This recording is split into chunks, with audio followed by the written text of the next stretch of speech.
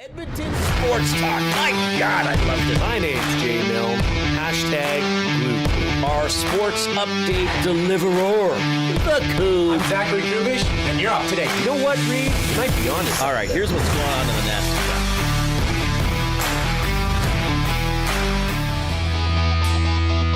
Hello.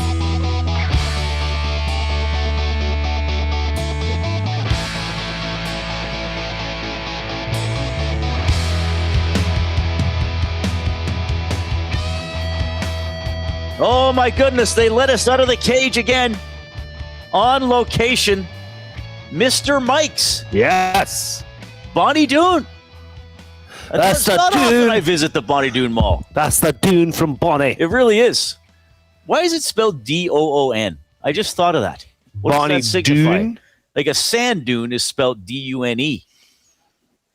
You know, I wish there was a way to figure this out. Some Edmonton filmmaker should make a movie called Dune, but it's set in and around Bonnie Doon Mall. And there's like sandworms that come out of the parking lot or out of the LRT.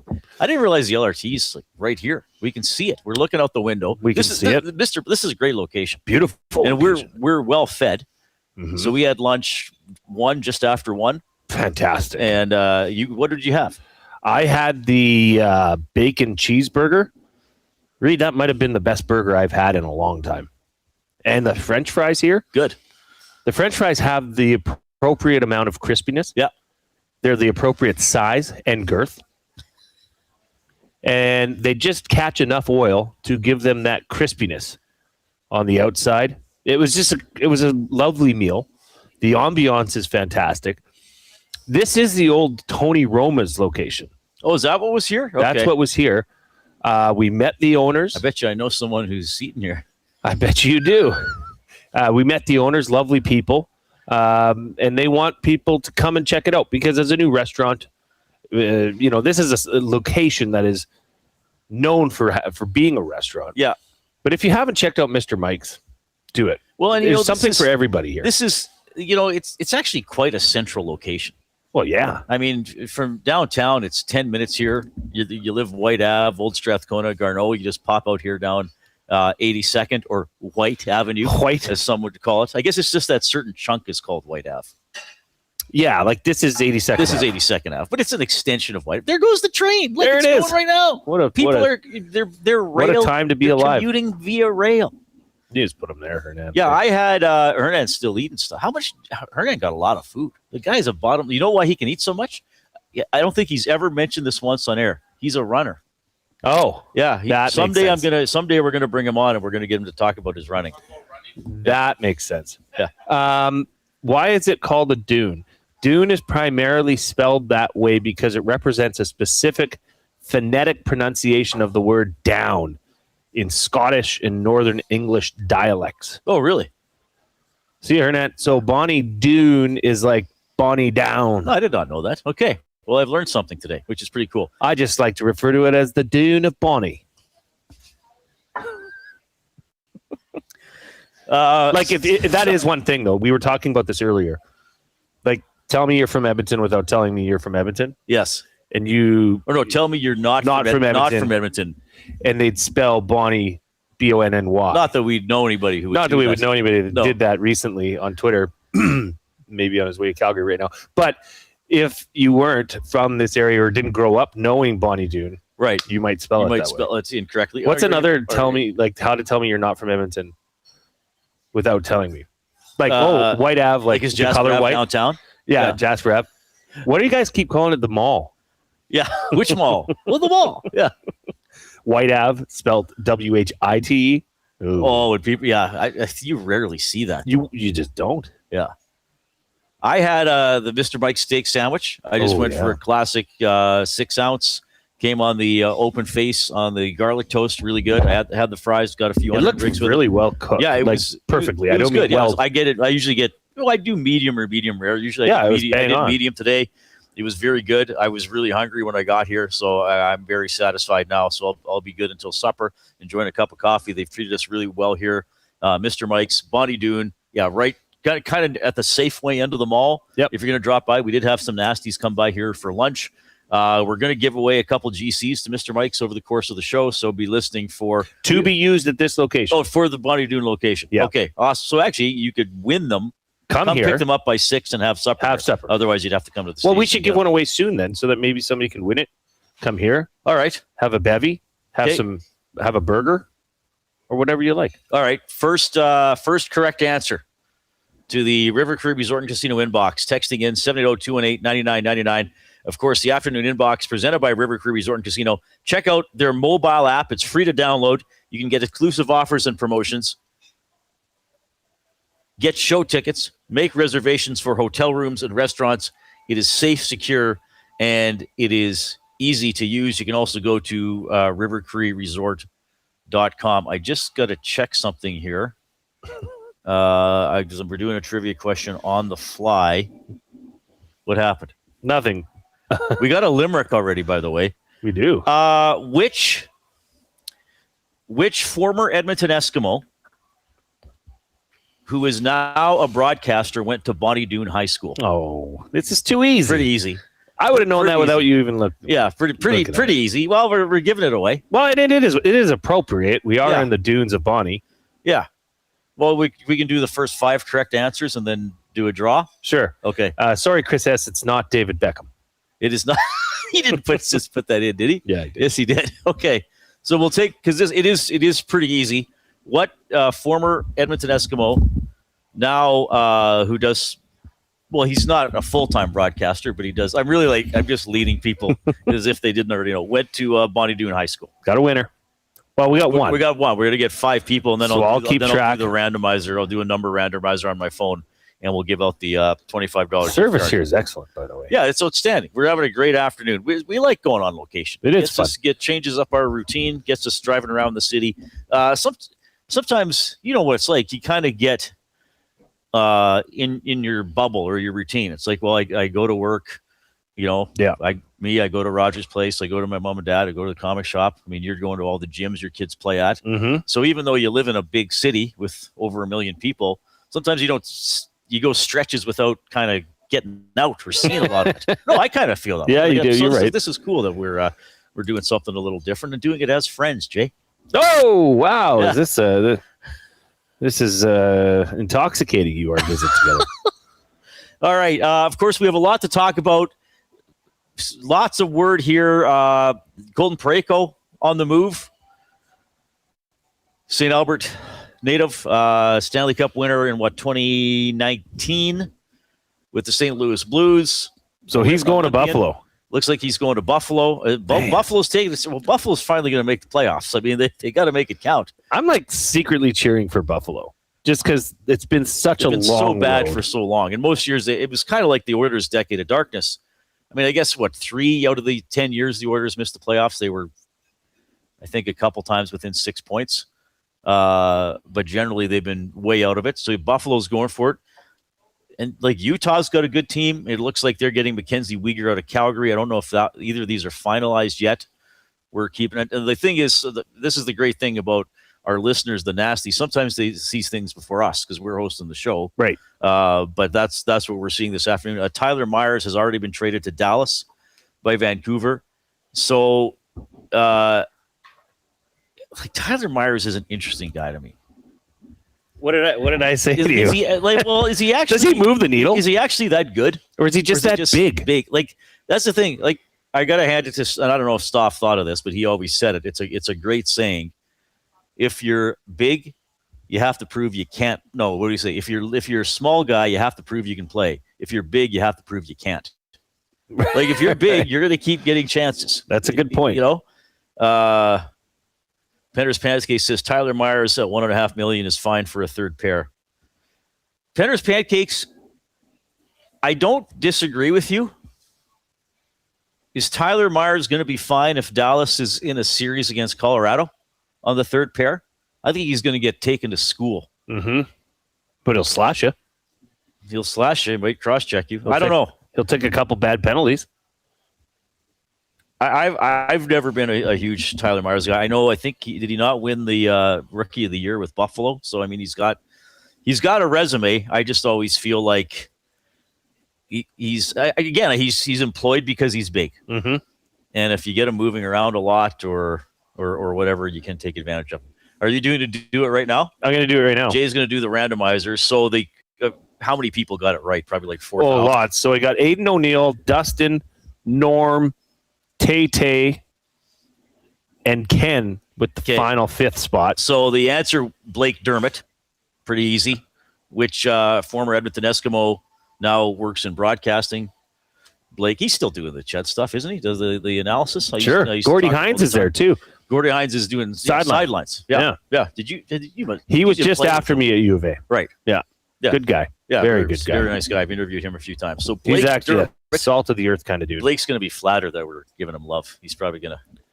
He's probably going to be one of Bonnie Doone's. He might be the most famous Dooney alum. Bonnie Dooney of all time. Bonnie Doonian.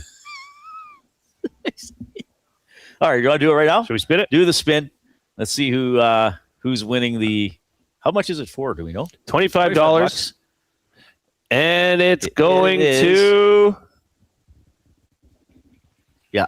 Tay. It just barely creeped over the line. It was like the Price is Right wheel, when they're just waiting to see if it'll flick over. So Tay, congratulations. Now, if you can't come get it in person today, Jay will get in touch with you. Yeah, just send me a text. Let me know if you're going to come today. If not, I'll bring it to the studio office, and you can pick it up there. But it is for use at the Bonnie Dune, the Dune of Bonnie, Mr. Mike's. Yeah, which is pretty cool.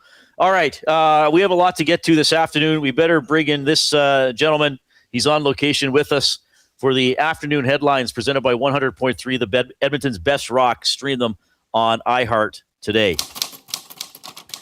This is Chet Palmer with your sports report. Coming to you from Mr. Mike's today. Nothing like a steak sandwich to get my heart pumping. Hey, Jason Milne, is that a T-bone in your pocket, or are you just happy to see me?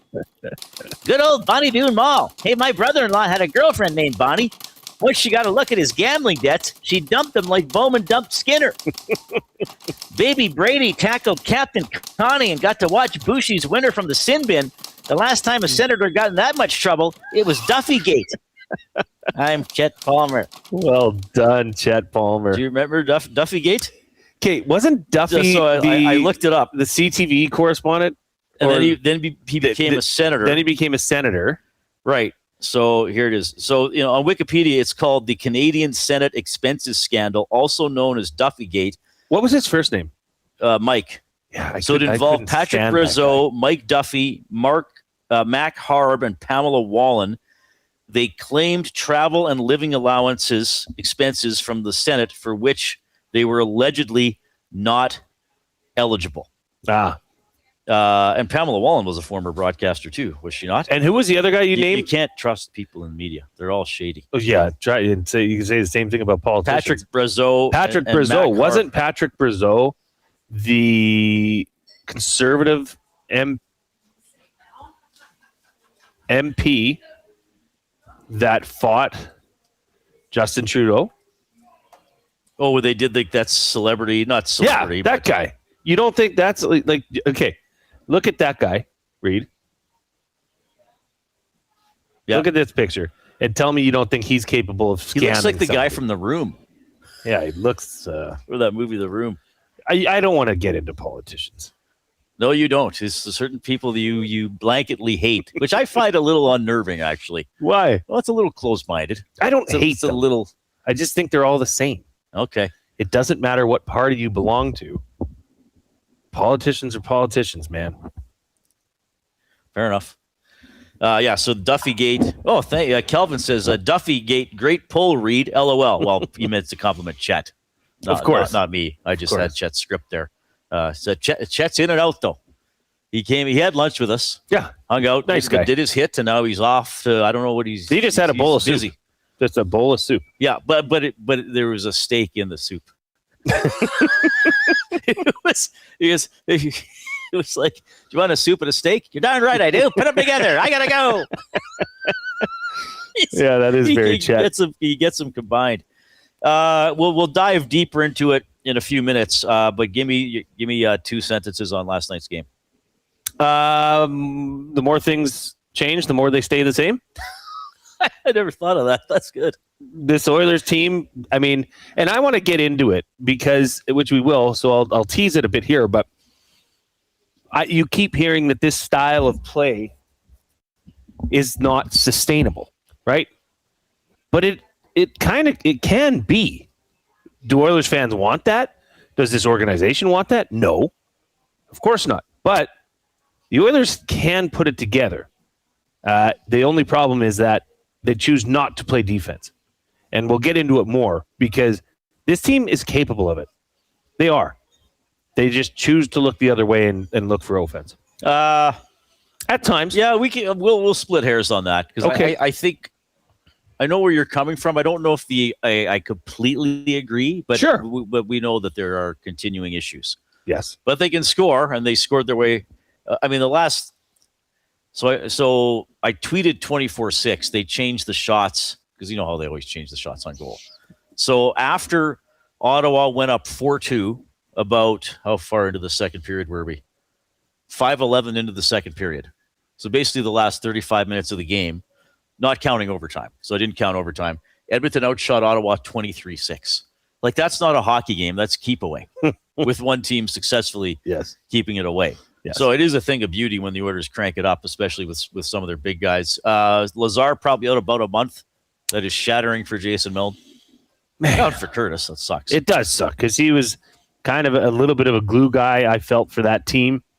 Doing what he's supposed to be doing on the fourth line, creating a little bit of buzz, being physical.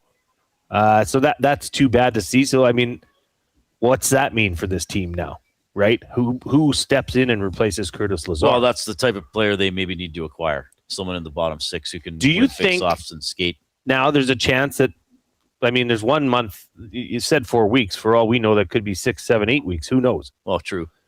Does that now make the Oilers' needs more? You know, the talk has been around a third-line center. Would be kind of the wish list, I think, for Oilers fans. Do they now need to go find another fourth liner? No, because I think you could push Henry or Szymanski down. Okay. But still, it would have been nice to have Lazar there as a safety net. Rip City Step, Jay Milne ran for office once. Is that a yard sign in his pocket, or is he just happy to see Chet? I ran for public school trustee. I wouldn't necessarily call that office. Okay. But I did put up signs. Yard signs. Yeah. And I canvassed. And you had a nice photo taken. I did. Tell you what, if you are streaming us today, iHeartRadio, TuneIn Radio, we thank you for using those excellent applications on your cellular telephone. Please share the word about EST. I say it all the time, and I mean it. We still get a lot of, who are you? Well, I guess we get a lot of, where are you?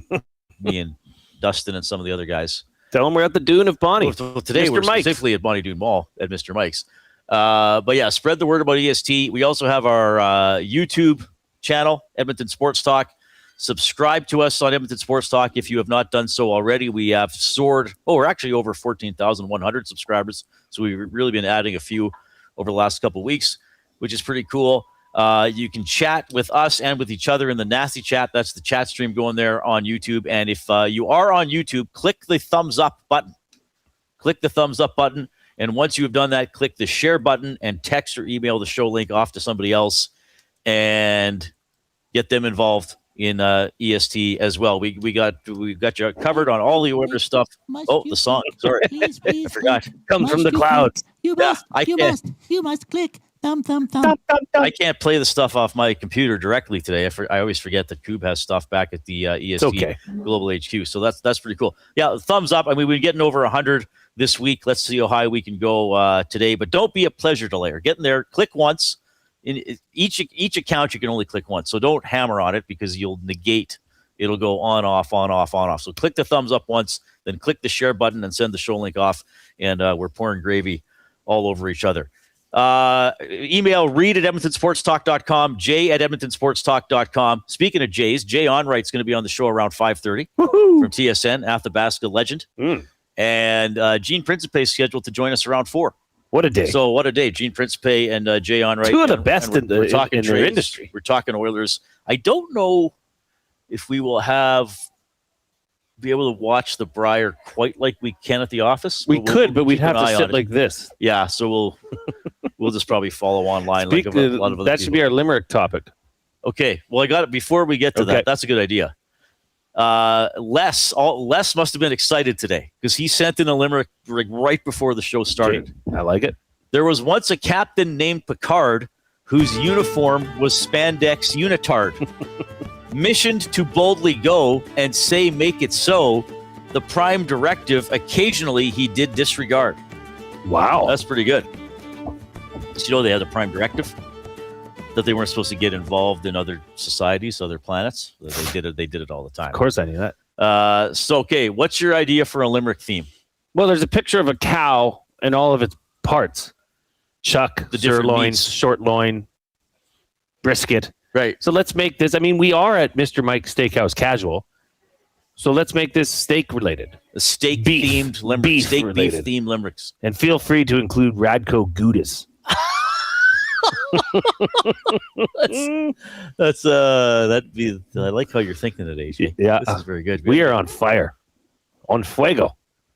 And we'll further keep the flame going with our off-topic topic for William Huff. Since 1952, William Huff has provided industry-leading advertising solutions for thousands of valued clients. Their unparalleled customer service, combined with decades of industry expertise and a desire to make every job the very best can be, is what they call the William Huff Advantage. Visit their website at williamhuff.com or give them a shout, 780-454-4536.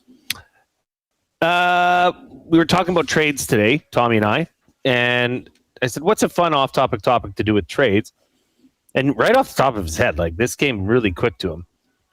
He said lunchtime school trades. And I'm thinking, what do you mean? Like, Right. he's like, no. Like everybody always wanted somebody else's lunch and vice versa. Right. I mean, if you always had a Black Forest ham sandwich every day, you'd want to spice it up. Maybe trade that for a pizza pop. Right. Or, you know, that kid that always brought the Dunkaroos, maybe you go for that. Right.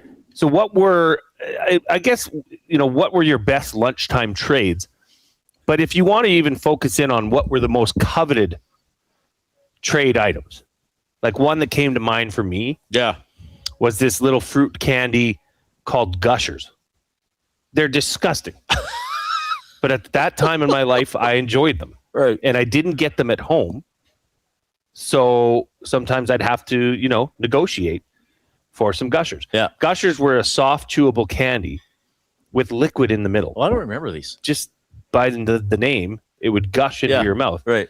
Absolutely Probably deplorable. just sugar and plastic. That's what you're eating. So Yeah. They disgusting. were the best. What? That's the first thing that God. came to mind was trading Foods for come to Gushers. Yeah, Gushers. You know what? Like, yeah, I'll give them credit. They were good. But looking back on that, I regret my decision heavily for the amount of Gushers I took in. They're probably still in me. Probably still being slow, like the Sarlacc slowly digesting you over 1,000 years. Yeah. That's what Gushers are like. I don't really have something for this because of my allergies. And as you know, I'm not much of a sharing guy anyway. I didn't. Yeah, you are. My lunch, but my lunch was my lunch. I'm not going to trade Right. with something. Oh, and this kid might have, Right. and it'll it affect my peanut allergy. wasn't necessarily a trade all the time. I will tell you this though. My dear mom, by the way, she was so happy when Kachuk took that penalty in overtime. Yes. She was like sending me mocking texts before the Oilers even scored to win it. Good for her. She makes delicious chocolate chip cookies. Always has, always will. Yep. And I had some people in high school who realized this, and there were times I would get bullied or even physically beaten. No. Yes, Are you serious? I would get like pushed around and threatened or For your cookies? to get mom's cookies. No. So I believe there was a phase when mom had to put like decoy cookies in my lunch.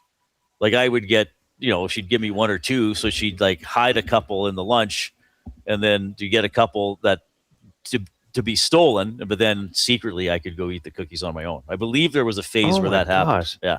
I wonder what those people think about what they did to you now. Do you think they reflect on it and think, man, I was a real jackass to Reid Wilkins? No, because I didn't really remember it. Look till at you Tom now, brought it Reid. up. Look at you now. Well, You know what she should have done? She should have made the ones that were available to be stolen. She should have put laxative in it. That's a good point, actually. I'm surprised. She would never do that. Well, she could have told him it was Austin Matthews. If a Kachuk was doing if it was a Kachuk, I don't think there was anybody she hated like the Kachucks back in those days. EMG4 says, I traded cookies for fruit roll-ups or Gushers. Jasmine, wonderful human being. Yes. On EST. I would trade my peach candies for granola bars. Peach fuzzy candies? Yeah, I would go the other way. I would go the other way. Yeah. Good for you. We would have been great trade partners. Doesn't sign text guy says he would trade for Gushers and fruit by the foots. Was that the rolling thing? Okay. Those are fantastic. Pizza Boy says, I want to know how Gushers are still a thing, but Sodalicious, which were incredibly good, are no more. Do you remember Sodalicious? No. Little Coke bottles, little grape soda, orange soda. Oh, yeah. We still get those at work, don't we? Or do we just get the cola thing in the mix pack? Potpourri? Oh, this is a good one. Amos Moses says, wagon wheel. I was always jealous when kids had a wagon wheel. Was there nuts in that? I can't remember. Oh, okay. It's like a little marshmallow wafer dipped in chocolate. Oh, okay.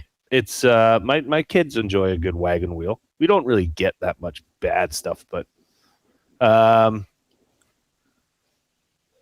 is this a Limerick? This is a Limerick. Dudley. Yeah, you capitalized the lines, I think. Oh, maybe not. Okay, let's try it, Coop. Okay. This is a Limerick from Dudley. There once was a steak thick as a bus with grill marks that made butchers all fuss.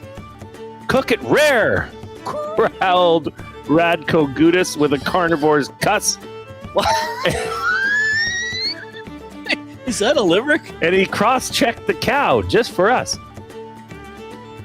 He just rhymed 5 lines. Okay, cook it rare. Yeah, I think he just did a 5-line. He did poem. 4 lines. 4 lines at all. That all it's rhyme. a poem. It's a poem. It's not quite a Limerick, but we'll work with it. We'll take it's it. It's still funny. It's funny. Still, and it bonus points for including Radko Gudis. Victory says, one of my best friends was Asian. He would bring in sushi all the time, and he hated it. I used to buy my lunch, and I would give him my lunch money for his sushi. Yeah. That's not bad. That's not bad. That's a pretty good trade. All right. So what lunch item would you trade? I guess more likely when you were a school kid. Maybe you do it at the office. We're going to get some judges from the legal system typing in. I go down to Judge Renfro's office, and I give him a... This is a good one. I just got to say this. Casino Dealer J. I was trying to trade my Spam burger for the package that had the crackers and processed cheese.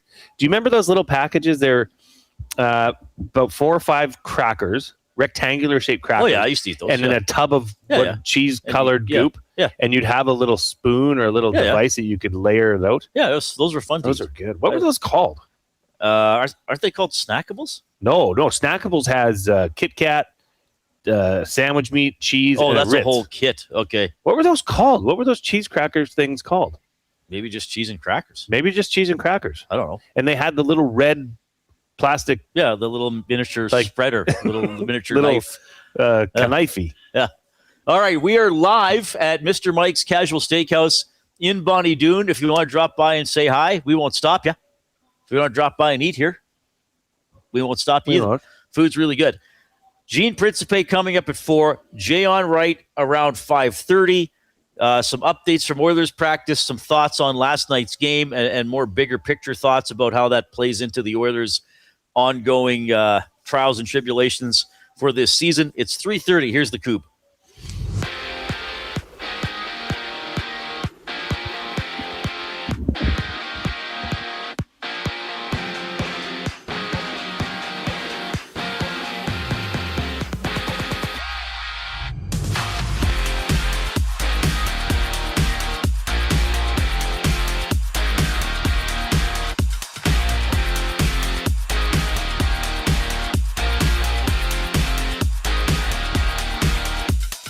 Multiple sources have reported that the Sabres are acquiring Colton Parayko from the Blues. The expected return for St. Louis is Radim Murtka and a first-round pick, according to TSN's Darren Dreger. As per Sportsnet, the Flames have agreed to a deal to deal Mackenzie Weegar to the Mammoth. Weegar has a no-trade clause with player approval needed before the trade officially goes through. Elsewhere, Toronto, Scott Laughton, Bobby McCann, and Oliver Ekman-Larsson will not dress tonight against the Devils for management purposes. Other Leafs news, Chris Tanev is done for the season after undergoing core surgery. Around the league, it's tonight's in Red Wings dropping the puck. Edmonton's next opponent, the Hurricanes, take on the Canucks before the Ducks challenge the Islanders. Total of 5 games on tap tonight. NFL news.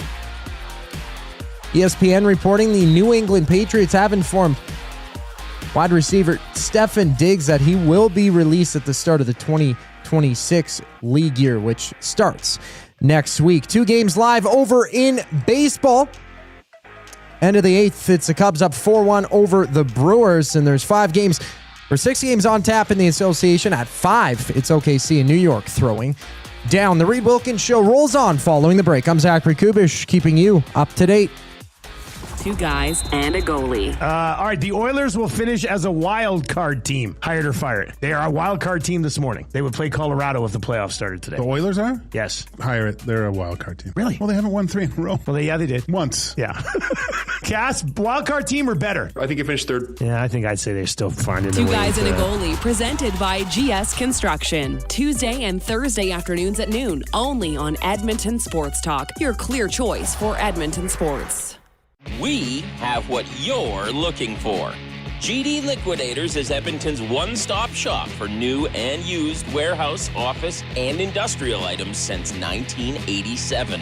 You'll find what you want when you want it. Give us a call, visit us in-store, or check out the monthly auctions at gdliquidators.com. 100% Canadian-owned and operated.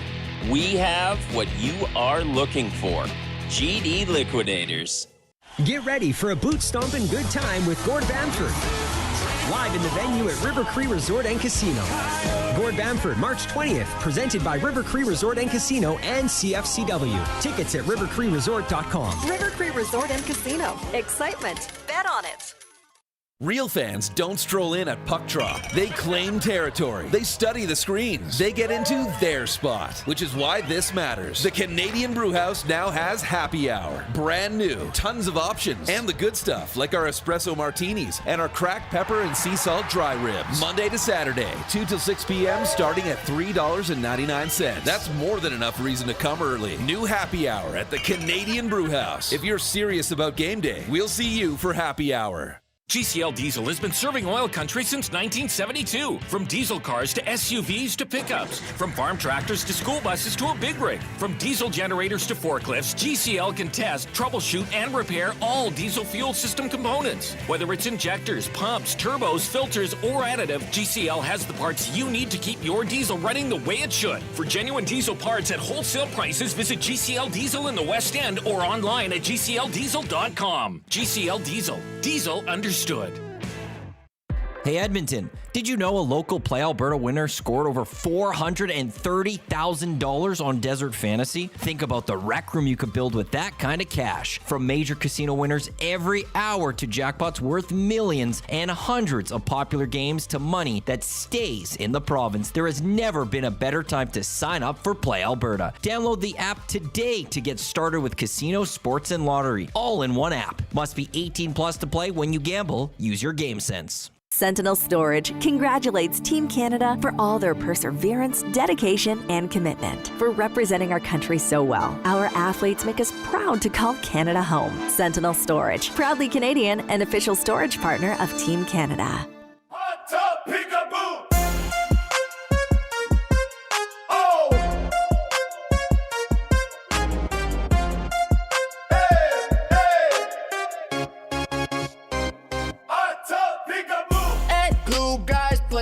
There it is. Hot Tub Peekaboo. Inspired by, what is it, you, Trev, and Coop the Corgi in the hot tub? Yep. What a day. We are in the Canadian Brewhouse studio, remote edition of the Canadian Brewhouse studio today. The Canadian Brewhouse now has happy hour, Monday to Saturday, 2 to 6 p.m. Prices starting at $3.99. Come early, stay longer, save more. The Canadian Brewhouse, our house, is your house. Edmonton Sports Talk, your clear choice for Edmonton sports, on location from 11 to 6 today. So we had the Lock Shop here, the Oil Stream, EST Afternoons with Salas and Gage, and now the Reid Wilkins Show with Jay Milne. So we're having a great time here. We both had lunch here. What was the burger you had again? It was the bacon cheese. What was the name of the burger I had? Oh, it'll be on your. We got our thing. I had the Lodge Burger, Canadian Lodge Burger. It was fantastic. I had the classic steak sandwich, delicious, hit the spot, filled me up, giving me energy for the show, which is good because usually I have no energy for the show. That's right. Usually I'm sleeping through half. Dragging your ass along. Well, I guess I'll do it, Jay. All right. 780-218-9999 is the River Cree Resort and Casino inbox. If you'd like to send us a text, if you are watching on YouTube today, do not hesitate to click the thumbs up button. Let's see how quickly we can get to 100. The Oilers did practice earlier today. Jake Walman was on the ice. We'll have a full clip a little bit later on, but he was basically like, there was a little something last night, but I probably could have played, and I got to play better. So he was kind of sat down for the third period of last night's game as the Oilers pull off yet another comeback. So I was thinking because I remember some recent occasions. So San Jose, they scored twice with the goalie out, tied at 1 in overtime. There was the Washington game. They scored with the goalie out and won. There was last night, and then I was thinking going into the dressing room last night that there was at least one other game, and I thought it was Buffalo that they tied but then lost in overtime. That is correct. So the Oilers, the NHL website tracks this, so I was able to sort it and get the specific dates. The Oilers have scored 6 goals with the extra attacker. So 2 against San Jose, they wound up winning. 1 against Ottawa, they wound up winning. 1 against Washington, they wound up winning. 1 against Buffalo, they lost in overtime. And way back on October 18th, they scored with the goalie out against New Jersey, but not to tie it. And then New Jersey got an empty netter. So that was a loss. So 6 times the Oilers have scored with the goalie out. Okay. Which is actually seems low to me. Nothing special. Right. The New York Islanders lead the way with 10. Really? Anaheim and Vegas have 9 each. Pittsburgh and Dallas have 8 each. The Devils, Canadians, Hurricanes, and Kings have 7 each. And then the Oilers are tied with several teams with 6, which is tied for 10th in the NHL. Because I was like, geez, the Oilers must be right up there in goals you would scored think. with the extra attacker. I mean, I guess they're in the top half of the league, but they're 4 behind what the New York Islanders have been able to do. There is one team, Jay, random quiz for Jay. There is one team that has not scored a goal with the extra attacker this year, according to the NHL website. Vancouver. No. Vancouver's actually done it. Vancouver's done it 6 times, same as the Oilers. I mean, I don't know. Chicago. Oh. Oddly enough. Utah and Calgary have only done it once each. So, yeah, the Oilers have done it 6 times, but 3 times in the last few home games, right? Washington, San Jose, Ottawa, because they're playing from behind a lot. Well, that's the byproduct of choosing not to play defense. Yeah.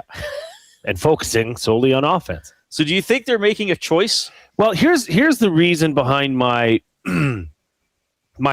defense for saying they choose not to play. It's not like they don't know how. Okay, that's one. They know how to play defense. You're in the NHL. You know how to play defense. Right. I think this team is so focused on the quick turnover and moving the puck up in an odd man rush and creating goals or creating an offensive opportunity that they're not committing to defense. You saw what happened in the last portion of that game last night. The Oilers dominated. Right. Offensively. They can put the screws to a team offensively. Yes. And I believe they can defensively if they choose to. If they totally bought into it. Now, I'm not suggesting that this is something that can snap your finger and it's going to happen, Reid. But I don't think it's just that they can't play defense. I feel they can. We've seen glimpses of defense, of solid, sound defense in your own zone, in the neutrals, just taking care of the puck, taking care of defense first, then moving up. We've seen that. Right. But I feel as though their judgment is clouded by the prospect of scoring a goal or creating offense. I think some of this might be mental at this point. And I said this to Tom last night on the GCL Diesel Oil Stream postgame show. When they turn the puck over in the neutral zone, they look like they have no clue what to do. They have no clue how to recover. It's just like, let's just run around and try to steal it back. So, like I heard Dusty say, like Dusty had a text on the oil stream criticizing the coaching. And the coaching is part of this. Like the coach's job is not just to come up with tactics and proper line combinations to beat the other team. The coach's job is to also to stop his team from making mistakes or give them ways to think about it. So, like, at what point is it like, okay, we give the puck away and then we don't know what to do, or we panic? Now, maybe Knobloch is instructing them, or Coffee is going to help, or whatever, but it keeps not getting done, and that's pretty alarming. Mm-hmm. Now, yes, I think, and I'm also not blaming solely Knobloch, because, like you said, these guys are in the NHL, and we've seen many of these players do it better. But there was a couple times they turned the puck over and they were just lost. They're like, oh my God, where do I go now? As opposed to, why don't you just, like Rob Brown always used to say, protect the house. If you're lost on defense, play your position as tight to your own net as you can, because the other team has to get the puck to the net to score. So there's no sense chasing it on the perimeter, because the guy on the perimeter has to get it to the front of the net. So everybody get back, form that 5 on a die in front of your own net, and then you can kind of regroup. Now, I know it happens fast, but you got to be able to think and adjust and adapt and deal with a crisis. And that's the thing with the Oilers is, first of all, they make mistakes, sometimes the turnovers, that they create the crisis. Yeah. And then they don't know the first goal. And then they don't know what to do about it. And they're running around, looking around. So it's a multifold problem, unfortunately. I do think I'd like to be optimistic, and I do think it's fixable. And somebody's put in the chat, they were like, Reid, they only allowed 6 shots. Isn't that good defending? No, it wasn't good defending. They had the puck. It was, now, a good offense is a good defense. And the Oilers are good enough to play that way. They're good enough to hem a team in for extended periods of time and not have to deal with any shots against. Which is but effort. That doesn't happen every game. Effort Other teams skill. are good. You got to have some sort of defensive plan. So we're going to have some Connor Murphy clips a little bit later on. I'm sure most people have heard them, but we want to play them and dive in them because I liked what he said. But yeah, there still has to be that mentality where we deal. Like, I don't know. I'm kind of rambling here, but like, you got to be able to deal with a crisis. That's playing sports at the high level. The other team's going to put you under stress. You can't freak out about it. You got to deal with it. Look at that Drake Batherson goal. Right? The backdoor tap in. All 5 of the Oilers on the ice are staring at the puck. Right. You know why they're staring at the puck? Because they want it.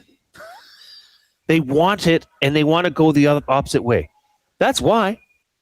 Not one of them is turning around. I mean, Drake Batherson on that play is Connor McDavid's guy.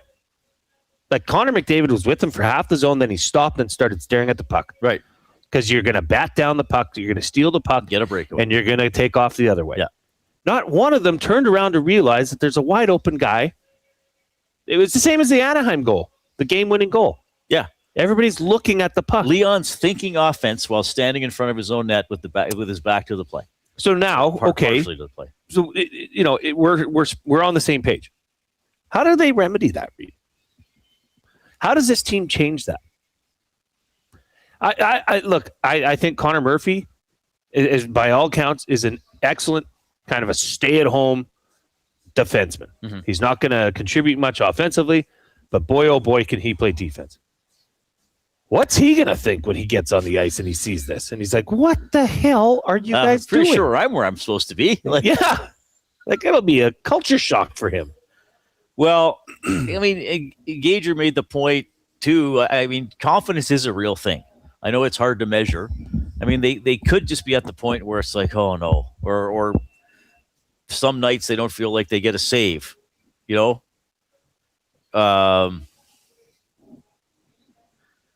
But they are capable of playing better. Fighting Sioux Hockey says Connor and Leon need to convince their buddy Nurse to smarten up. If he doesn't want to, they need to ask him to waive his no trade clause. They're not winning a cup with Nurse's shenanigans. Well, Fighting Sioux Hockey, I appreciate your passion. I would say I do not think it's grounded in reality that Connor and Leon would go to Nurse and ask him to be traded. No. Like, I know you're frustrated. That's not happening. I could probably say with extreme confidence, 0% probability of that happening. Yeah. But, I mean, look at this Mackenzie Weegar contract, Reid. He's under contract till 2029-30. Utah? Well, it hasn't happened yet because they're waiting for him to sign off on it. And they're waiting, and because he has a no trade clause, right? So I get it. It's different teams in different directions right now, but if they can get that Weegar contract off the books, that's big for Calgary, isn't it? Yeah. Okay, 780-218-9999 is the River Cree Resort and Casino inbox. If you would like to reach us that way, you can email Reid at EdmontonSportsTalk.com, Jay at EdmontonSportsTalk.com. We do have some beef-themed limericks coming in. Gene Principe going to join us at around the top of the hour. We will get to Jay's play of the day. And, big night last night. Something else happened pretty special as well that we'll talk about in the next segment. Here's the Coop.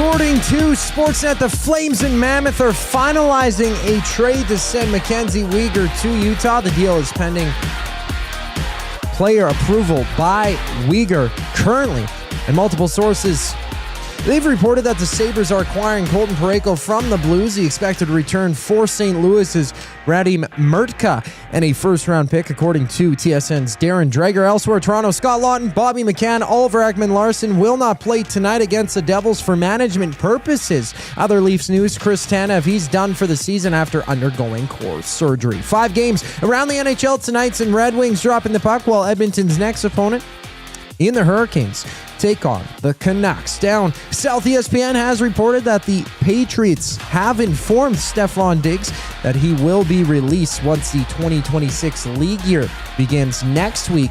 And over to spring training. No action live today, but wrapping up, the Yankees beat the Red Sox 4-0. Half a dozen games over in the Association at 5. OKC and New York throw down shortly after. Utah and Philly tip off, while the Clippers and Pacers meet for the nightcap.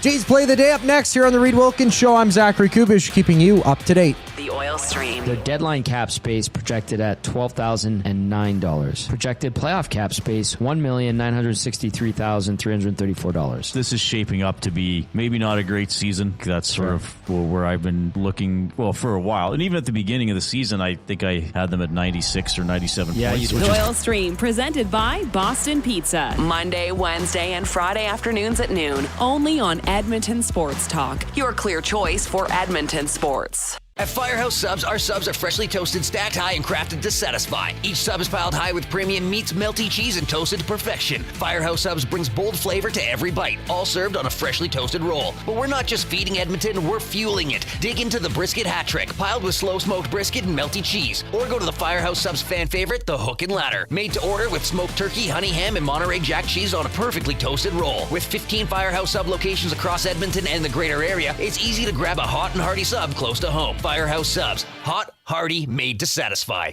Get ready for a boot stomping good time with Gord Bamford. Live in the venue at River Cree Resort and Casino. Gord Bamford, March 20th, presented by River Cree Resort and Casino and CFCW. Tickets at rivercreeresort.com. River Cree Resort and Casino. Excitement. Bet on it.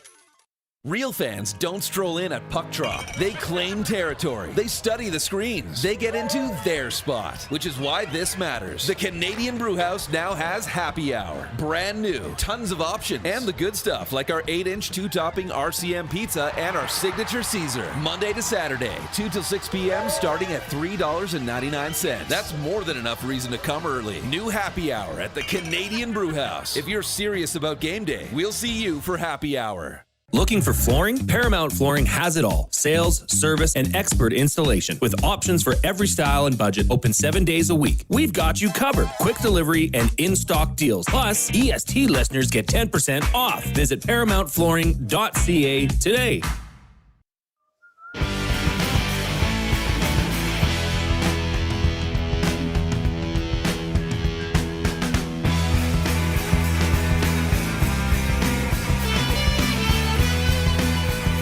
All right, good to have you tuning in this afternoon. We are live at Mr. Mike's Steakhouse, Bonnie Doon, having a great afternoon here. Well, we've been here since, EST has been here since 11 o'clock. Jay and I are with you until 6. The next Oilers game is Friday. They're going to play Carolina at Rogers Place. So that'll be Tom Gazzola on with the GCL Diesel Oil Stream pregame show at 6 o'clock on Friday night. And we'll have all the trade deadline coverage you need Friday. Final game this week. Okay.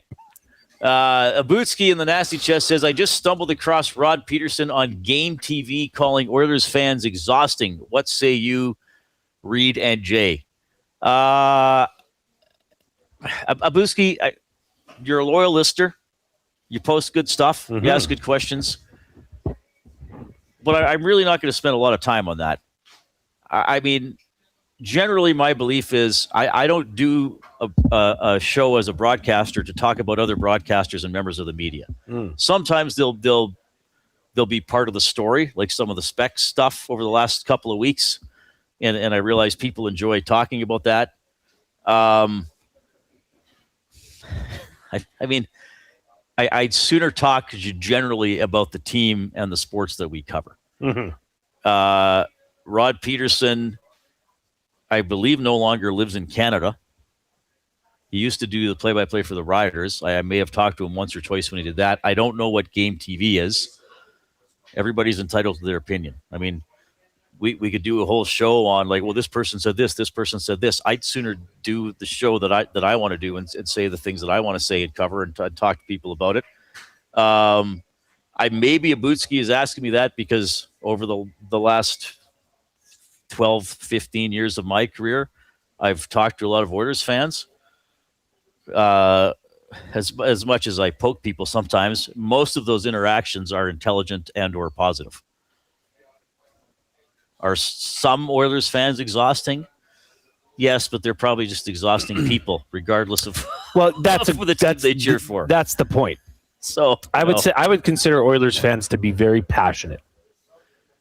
And if you feel that's exhausting from an outside perspective, yeah, you're entitled to that. Nobody's going to stop you from saying that. It's just kind of ironic for a guy who spent a big chunk of his career in covering Saskatchewan Rough Riders. Like, they're very passionate. Yeah. Anyway, give us the thumbs up if you're watching on YouTube. We are approaching 100. Let's get there as quickly as possible. Then we'll be in gravy territory. Coob, do you have the play of the day song, or are we just going? Yes, I do have it here. Let me get it. Yep, got it ready. Okay. Do it. It's Jay. It's play. He's Jay. It's today. It's Jay's play of the day. It's Jay's play of the day. Jay's play of the day is presented by Play Alberta. Gaming made easy anytime, anywhere. With Play Alberta, you have a full casino experience right at your fingertips.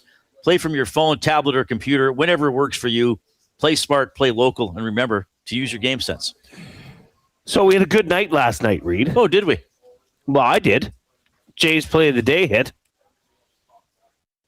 Oh yeah, wait. That's right. That's right. Wait a minute. 2.5 to 1. Good job. You prick. What? Jay, no, it's true. That's factual. Jay's play of the day hit, and I think you did a good job with it. I bet on it. I sprinkled on it. What do you got to boast about? So yesterday I put forth Reid's Seize the Day play. Carpe diem. Just for fun. And this involved, where is it here? Those are my other ones. There it is. This involved Buffalo winning, New Jersey winning, Edmonton winning, Winnipeg winning, and Utah winning. Big time. And it was all going according to plan, except for the very last game. Yeah. A certain team was trailing 4-2 and tied it in one in overtime.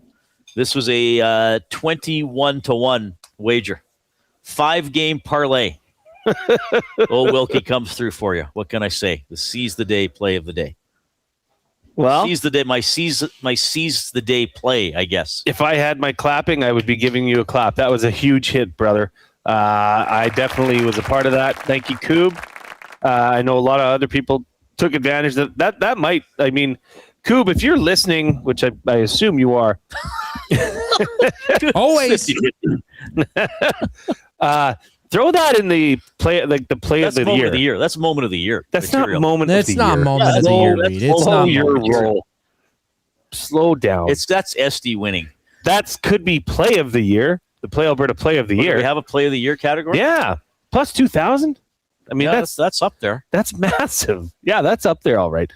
So congrats to you on that. I was thinking of seeing if we could, get the gang back together. Yeah, it's when I have the vibe, I'll put it forward. That's good. I don't have the vibe today. I don't want to force it. Yeah, I'm like one of Mulder's psychics. Yeah. You the smoking man? I think that's her name. Okay. So I went with a couple. Huss and I did this earlier in the week where we went with a couple games in the NHL that we felt, if we put them together, we could get a decent number. So I've got the Islanders and Hurricanes both to win on the money line. The Islanders are playing very good hockey right now. They are also playing Anaheim. So this is kind of a way to keep tabs on a team that the Oilers want desperately to lose. Right. In the Anaheim Ducks. And Carolina's in Vancouver. So I think that's well within reach. So Islanders and Hurricanes both to win on the money line. Plus 166 over at playalberta.ca. Click on sports. Click on EST specials. Nobody fills out this EST special or the specials page like Edmonton. So Sports much Talk. there. So much fun stuff. You can find everything there. And if you haven't yet, download the brand new Play Alberta app. Much better than the Gen 1 version that I'm sure we all had. Mm-hmm. Give it a try. Try it, playalberta.ca, or download the app. And always remember, Reid and Coob, to use your game sense. It's Jay, it's play, he's Jay, it's today. It's Jay's play of the day. It's Jay's play of the day.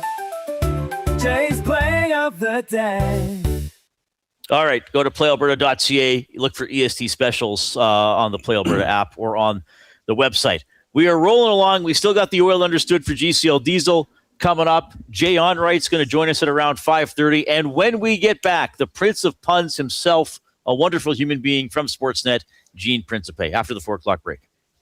The Lock Shop. What's the deadline going to look like in the Peg, buddy? Like a lot of places, they want a ton of moves. I mean, they just love to see the Jets get back some of the draft capital that they traded in the last couple years. I mean, the 2nd and the 4th round pick for Luke Shen, all the insiders say, hey, he's a great veteran player. He's won the cup. Teams want him. I mean, but we've got Nyquist. You've got Taves, who said that he's not waiving. The Lock Shop, weekday mornings at 11, only on Edmonton Sports Talk, your clear choice for Edmonton sports.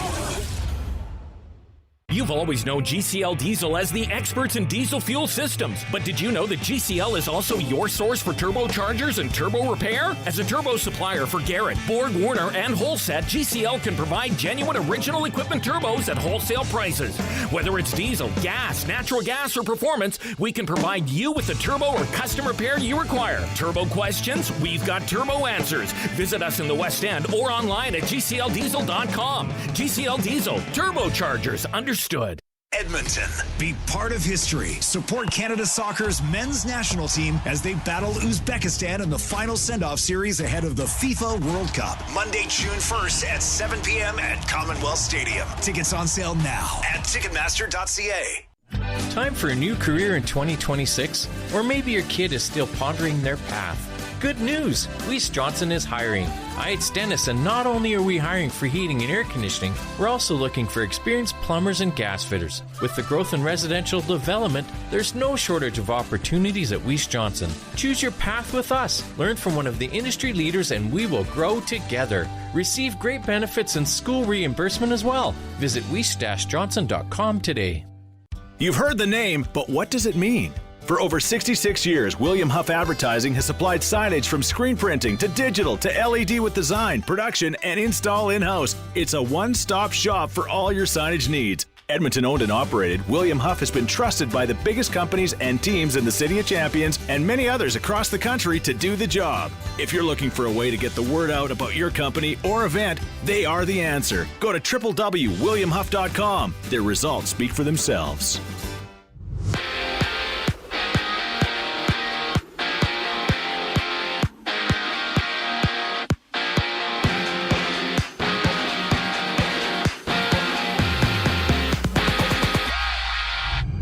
The Flames in Mammoth are finalizing a deal to send Mackenzie Weegar to Utah. And as per Sportsnet's Elliot Friedman, the deal is currently pending player approval. Multiple sources have reported the Sabres are acquiring Colton Parayko from the Blues. The expected return for St. Louis is Radim Murtka and a first-round pick. Elsewhere, Toronto's Scott Laughton, Bobby McCann, and Oliver Ekman-Larsson will not dress tonight against the Devils for management purposes. Puck drop between the Devils and Leafs goes at 5 o'clock. For other games in the NHL, the Knights and Red Wings drop the puck, while Edmonton's next opponent, the Hurricanes, take on the Canucks. To the Pebble, Canada's Brad Jacobs and Newfoundland's Nathan Young just getting underway. Jacobs rank undefeated in Pool A through 6 matches. Young's rank is 3-4. Down south, ESPN's has reported the Patriots have informed Stephon Diggs that he will be released once the 2026 league year begins next week, and there's a half a dozen games in the association at 5 OKC and New York throw down. I'm Zachary Kubish. That was your Sports Update. Hour 2 of the Reid Wilkins Show starts right now.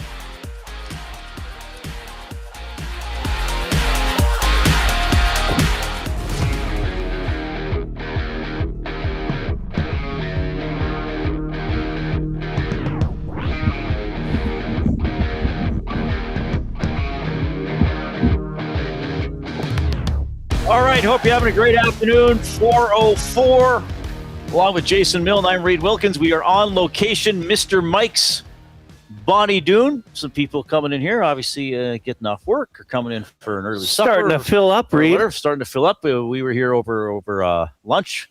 You and I had a bit of a late lunch. Yeah, but that's how our schedule goes. It is. When you were at the furniture store, would you work on the floor? Would you go into the back and eat for a little bit? What would you do? Just eat when you can. I'd usually eat at the front sales desk, to be honest with you. Okay. Wait till there was nobody in the store. Grab your lunch. Sit there. Wolf it down. Tune in to Edmonton Sports Talk. Well, the last year, I guess. This is bad. This is a bad spot for me to be. Why? And I'll tell you why. It's because I am such a people watcher. And this window. Yeah, we're getting people going by all the time. It's people coming and going, man. Yeah, well, more people coming in. It's great. Yeah, it's fantastic. It's great. You heard Coob going over some of the trades that are imminent, I suppose. But yeah, Colton Parayko sounds like he's on the move to Buffalo. Weegar likely going to Utah. They got a pretty good team. Where I think they would still see them twice before the end of the year, don't they? So looking at the full schedule, they still got to play them. So some important games coming up. All right, 780-218-9999 is how you can text us, the River Cree Resort and Casino inbox. Coob, do we have our special guest standing by? Yes. We got him on the Oil Country Towing video hotline. Oil Country Towing, Edmonton's most trusted 24/7 roadside rescue team. Fast, safe, and reliable for over 15 years. Whether it's game day or a snowstorm, we work as hard as your favorite team to get you going. Call 780-986-6088 for all your towing needs. Fast, safe, and reliable. That could describe our next guest, the man himself from Sportnet, Gene Principe, checking in. Gene, it's Reid and Jay. How are you doing? I'm doing good. I do want to know what you guys had for your late lunch. Well, can we boost Gene a little bit, Coob? Can you hear me? Coming to us? Might have to do that from your side, gents. Do that from our side. Okay. We're gonna crank up our heads. I had a steak sandwich and Jay had a that's much better. Yeah. I had a steak sandwich. Do we have you, Gene? We can hear you. I'm gonna try. No, I can't hear you though. Uh-oh. Well, Coob will help him out. Should we mime? We could. We're pretty good actors. It's always nice to talk to Gene. Yeah, Gene's a great guy. Jay Onright coming up on the show a little bit later on as well. Coob will let us know when we had him connected. He sounded a little underwater there. Yes. Well, he could have been. Gene's in pretty good shape. He could have been snorkeling. He could have been swimming while he was doing it. He's that talented. Of course, Gene was there. Gene had a birthday last week in LA. And we can sort of hear him in the background there, Coop. As long as he can hear us, I think we can. Okay, I think we're ready to go then. Gene, how's your day? It's going great. I was at practice today and just kind of enjoying a beautiful day outside a little bit and getting ready for Trade Deadline Day, which is Trade Deadline week, I guess, after just listening to you and Jay discuss the deals that either are done or are getting done today. Yeah, it's going to be an interesting week here for the Oilers. I mean, fans love trades. Like I feel like having hosted a talk show for as long as I have now, it can be ultimately disappointing because there's never as many trades as people would like. From your perspective, what are you going to be doing Friday? Do you have to be there all day, ready to go, just in case at the rink, or what's it going to be like for you? Yeah, that's pretty much it, Reid. We just got a note, an email saying that I'm expected there at 7 a.m. Local time, and I will be there, at least till, Stan Bowman will likely speak around 1:32. Maybe I'll get a quick, bite to eat at Mr. Mike and Bonnie Doon, since you guys are there, and it appears to be good food, and then it'll be back at the rink for a game night. I'm not sure. I think I would prefer Trade Deadline Day on a non-game day, but Friday is a very busy day in the NHL, so we'll see if it's a very busy, busy night. We'll see how much gets done by Stan and the Oilers. Gene, we're going to call an audible here. We're going to get you on the phone because for some reason the computer is just a little messed up, so we'll disconnect the video link, and Coob will just call you on your cell phone. Because we want to have you on. You've been very generous with your time, but for some reason the video link's just a little muddy today. I know people are saying that it's quiet, so we'll just take a second. So Coob, just maybe give Gene a phone call, and we'll do him on the old-fashioned telephone. Well, you get the best of both worlds because you saw his beautiful face. Get to see him, and now we're going to get. And now you'll get to hear him crystal clear. Joe says, "Sounds like he's screaming into a pillow." LOL. Yeah. Well, kind of did. Well, hopefully he wasn't kidnapped, and that was how he was telling us. Gene's okay. I'm sure Gene. We need him. Gene was great during the playoffs because remember, like he was in Vegas and he did that hit from poolside, and he was like, "Yeah, he's moving his laptop around. He's showing us where he was." And I think he did one from Dallas too, didn't he? Oh yeah, and one of the things I love about Gene is he doesn't care. He knows that we all know that he goes out and he sits in suntans all day. Yes, he's on those Western road trips. He's fine doing it. And you know what? God bless him. What I would too. I mean, why wouldn't you take advantage of the sun when you're just coming through spring here in Edmonton? Yeah. Yeah, trade deadline Friday. 1 o'clock Mountain Time. We'll see what else the Oilers do. Connor Murphy got into Edmonton yesterday. He spoke during the first intermission. We're going to talk to Gene about that. And I think Gene had him one-on-one during one of the intermissions as well. I know you were impressed with a couple things you had to say, so we'll dive into that for the Well Understood for GCL Diesel in a few minutes. And what else will the Oilers do? I mean, are they looking for a third-line center, some sort of third-line player? I would think so. Yeah. Does the Lazar injury make that even more urgent? Possibly. Well, I mean, it just affects the overall depth in the bottom six if he's out for a month or so.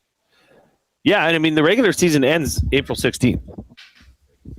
Right. I mean, that's not much longer than 1 month, 4 weeks. Is this an LTIR situation, right? Well, I guess, yeah. Right? Yeah.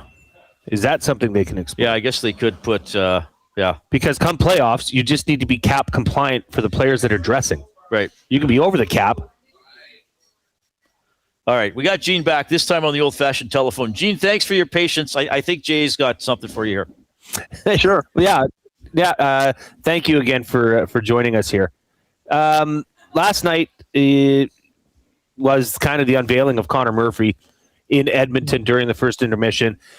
You've interviewed several players coming to Edmonton after trades, signed, newly signed, etc. Was that one of the most impressive first appearances that you've had experience with, Gene?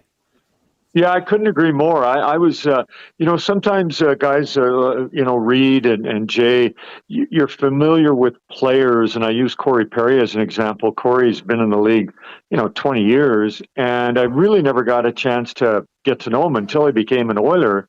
You see players, teams, a couple times a year, and sometimes you don't even speak to that player. And Connor Murphy is someone that I am familiar with, like most of your listeners, viewers would be, but I don't really know him. And so I was quite impressed with him yesterday, what he did in the first intermission with the media, and then we had a chance to speak to him in the second intermission, and then watching him today, I thought one of the things that was impressive is he was going around kind of chatting with a number of players. He had a long conversation with Matt Savoy. I mean, he probably doesn't. I'm not saying he doesn't know Matt, but if he does, it would be just hey, he's on the Oilers and would know much more than that, having played against him maybe once or twice, tops. And so I thought he did a great job of kind of just getting to know people, and I think that's telling you something about the kind of person that he is. There were a few attaboy, Murph, attaboy. I mean, I would say virtually every Oiler would know Connor Murphy, played against Connor Murphy, over 800 NHL games. So I think at this time of the year, you're definitely looking for the right player, but I think you got to get the right person who fits in. And I love what Leon said last night. You were there, Reid. He knows exactly who he is. So, and that's exactly what Edmonton needs, is who Connor Murphy has been and will continue to be now as a member of the Oilers. Well, and it's interesting, some of the Oilers' star players saying that, Gene, because he's probably cross-checked them or pushed them out of the front of the net or been a nuisance. Yeah, so, I agree. He's not someone who's really, I don't want to play against him, but he is somebody that you take notice of when you are in a corner in front of the net, if you're crossing the blue line with your head down. I mean, I've always felt like Connor, from what I've seen, is a pretty sort of upright, standing NHL citizen. I've never felt like he was a cross-the-line, dirty type player. He strikes me, from what I've seen, as someone who does it mainly by the book. And if you don't like what he's doing, he is willing to drop the gloves. And I think he's just going to settle everybody down a little bit and put everybody in a more comfortable spot, knowing that you acquire someone with the amount of experience he has. And you can imagine a big thirst of winning, considering he's only kind of had the bubble experience in the playoffs. And having him alongside, whether it's Jake Walman or Darnell Nurse or whomever it is, I think, automatically for a smaller trade, some people might think, I think that gives Edmonton a big boost. Sportsnet's Gene Principe joining us on the Oil Country Towing Hotline here. So I want to get your perspective on these comebacks and the goals against. Yeah. I mean, they came back against San Jose. I've said 2 goals with the goalie out. They did it against Washington. That was on the tail end of that long homestand. And they do it last night. I mean, I'm sure you know the dialogue and the conversation on shows like this one, Gene. Well, they can't defend. They can't defend. Having said that, they are top 3 or 4 in goals for. How do you look at sort of the rhythm of some of these games and them playing catch up like they've had to do? Well, yeah, I mean, and then when they needed to lock it down in the third, I mean, you're one shot, 1 goal away. If you're down 5-2, then that really does become even more difficult, depending on what time Ottawa would take the lead in the third period. So they found their way defensively, which had a lot to do with what they were doing offensively. And in listening to the Senators after the game, and it's totally natural to be up 4-2 and want to just kind of hang on against a team with Connor and Leon and Zach and Ryan Nugent-Hopkins and, the offense that they have. But I think they found themselves just sort of getting the puck out, which isn't enough. When I think back, did Ottawa have much of a forecheck through a majority of period number 3? No. Part of that, I think, was Ottawa. A lot of that was Edmonton. They're fantastic, for audiences to watch. I mean, that is really thrilling television to, be down 4-2, then it's 4-3, and then the goalie's out, and then it's 4-4, and then in overtime, Evan wins it with a boosh bomb. I mean, that's fantastic theater, but for sure not, as Leon said, the recipe that you would want to mix together all the time. But the odd time, I think it's great. I mean, it gives them the belief that they can come back and that you're not out of a game. And I think it puts the other team on edge. But for sure, you don't want to be doing it as often. You listed a couple, and I feel like Reid and Jay, there are, a few more in there. Some have turned out and some haven't, right? Where they've fallen a couple of goals down and haven't been able to come back. But I love that as part of their arsenal, because there aren't a lot of teams that can do that. So it's nice to be one of a handful that can. You just don't want maybe as much experience at it as the Oilers have had recently. Yeah. We'll see what they can do here. Tough stretch of games coming up, starting with Carolina on Friday night. We gotta ask you too, if you got a couple more minutes. Happy belated birthday! I know I texted you last week. Thanks. Did you get to celebrate your birthday in Los Angeles, of all places? I did. I celebrated. It was a game off back-to-backs. I found my way to the pool and stayed there. And it was a nice, relaxing day. LA had played the night before the Oilers, as you know, on back-to-backs. There isn't really anything regarding availability or morning skates, especially later in the season. So, yeah, it was a nice birthday, very, reflective. I think birthdays have become more I guess important for me as I've aged, and it makes you really think of where you are and who you are and what you're doing and what you want to keep doing. So yeah, I mean, it wasn't all just deep thoughts, but you definitely think of who's around you, what is part of your life, the family, people that you miss, that you wish you still had in your life, and that aren't there to call you on your birthday. That's certainly a day you sort of take notice of who calls or texts. And then, Louis, Jack, and our crew, I don't, it's nice that they do it. It's very kind. But if nothing were done on a broadcast, I'd be fine with that as well. But they were nice enough to make mention of it. And I'm still getting back to so many oil country fans who were kind enough to send me birthday wishes. Some I know through text, a lot through social media. So yeah, it was a nice birthday. And then, they won 8-1, and I think it was kind of funny. It was the second intermission, and in LA, you're standing kind of right by the players as they go in and out of the room. And there was a lady who was celebrating her 60th birthday, and her daughter had reached out to me, and I was actually talking to the producer, and he's like, "Do you want to do this now before the period?" And I go, "Yeah, we'll just tie in that it was my birthday, but I'm not the only person celebrating their birthday in the arena." And Zach Hyman goes, "Is it your birthday?" I said, "Yes, it is." I had an earpiece in, so I didn't really realize how loud I was talking. And Chris Knobloch in his pregame availability said, "Hey, we need to make sure we mention somebody's birthday today." So you know what, Jay and Reid, for me, that makes me feel, it makes me feel good that people know, that people care, that a coach after a loss in Anaheim with a big game ahead would make note of it. The Oilers video coach, Noah Siegel, when we were in Anaheim, said tomorrow's a big day. So very, very kind of the Oilers, to make any kind of mention of it, and Sportsnet. So it was a great day to finish with a fantastic night and a big win for the team. Well, Gene, you deserve all of it, obviously. But speaking of times of reflection, every time you're down on a Western road trip, you have a hue on your face that shows that you do like to sit by the pool. Yeah, and I just want to know a bit more of the insight in the inner workings of the skincare regime that goes into such dedication poolside, Gene.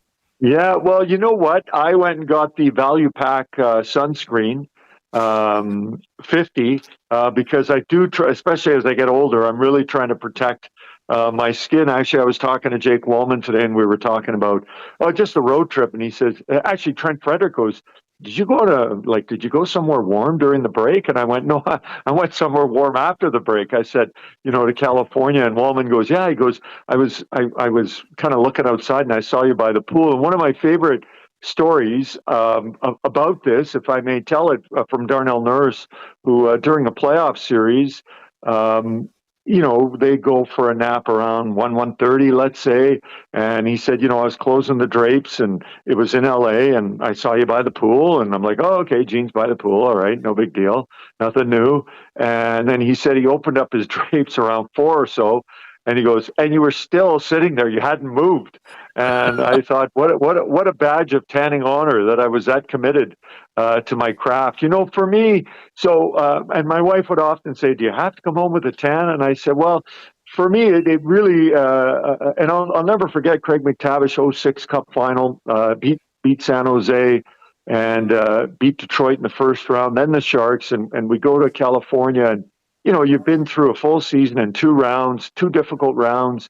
And MacD said, there's just something about coming into a warm, sunny spot with palm trees. It starts to just kind of release the tension. And I find that works for me. I sit outside. I don't know if I'd call him a tanning partner, but Jack Michaels is often out with me as well. And we just hang out, and I do my work by the pool or by a beach. I haven't enjoyed the final results in Florida, but I certainly have enjoyed, the water, the sand that comes with a beautiful time of the year in Florida. And in fact, I think that's one of the great things about Edmonton, Jay and Reid, that people have been able to see Edmonton on TV and some in person during these beautiful months as we get ready for a fantastic summer of April, May, and particularly June. And I can't tell you how many compliments I've had about this city, and how beautiful it is, how it does get warm, how the evenings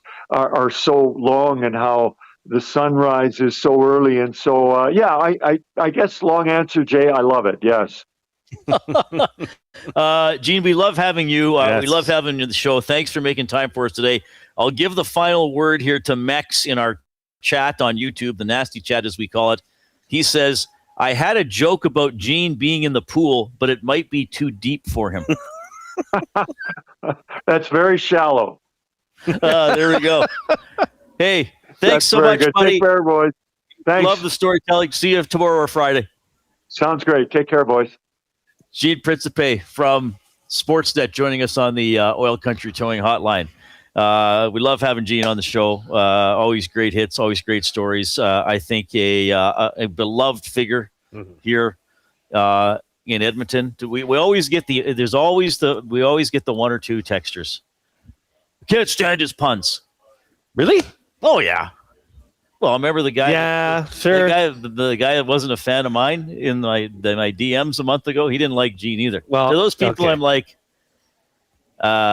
you know what? In this business, you got to stand up and live a little. And he's having fun. Don't take things so serious. Gene could go on and drone about everything and never do anything interesting. But to me, it's like, what's Gene going to do today?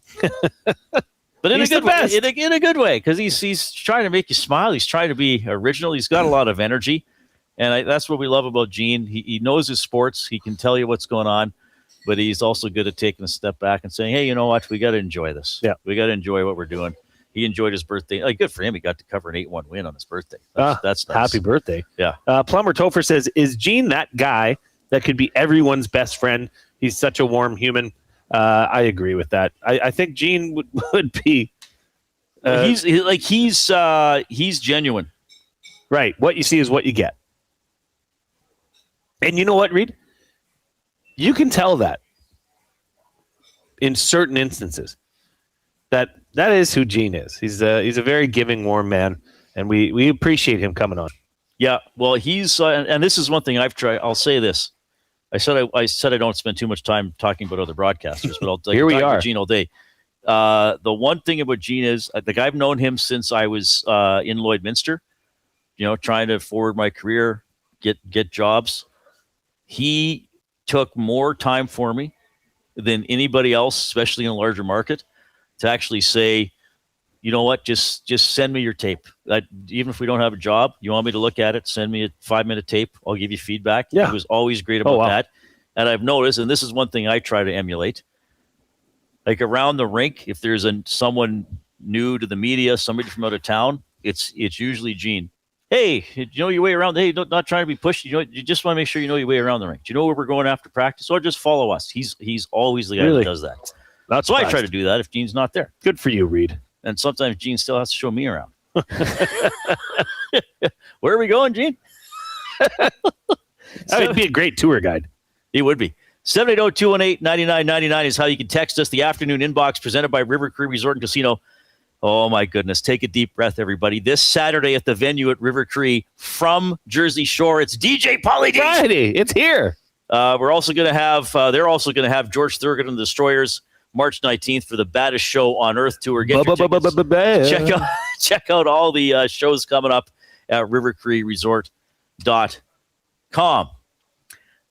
Andy says Gene is secretly punishing Sportsnet with puns all these years for not allowing him to watch Italy at the World Cup in 2006. Didn't he have to change his schedule because the Oilers made the final? Yeah. Pizza Boy says the pregame when he jumped through tables is an all-time greatest TV moment. Gene is a national treasure. I don't know if you remember that one. I always think of the hot dog suit and some of the other stuff he does with props.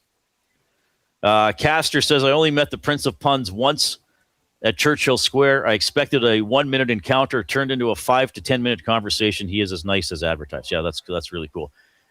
Give the show a thumbs up if you're watching on YouTube. If you haven't done so already, we're almost at 100. Let's get there. We're approaching the halfway point of the show. We still have Jay Onright coming up in about an hour. That's going to be a lot of fun. And the Oil Understood in a couple of minutes. We talked about that Connor Murphy interview. I know Jay wants to react to a couple things. Also, some interesting comments from Jake Walman after practice today about sort of being benched last night. We'll get into that too. Here's the Coop.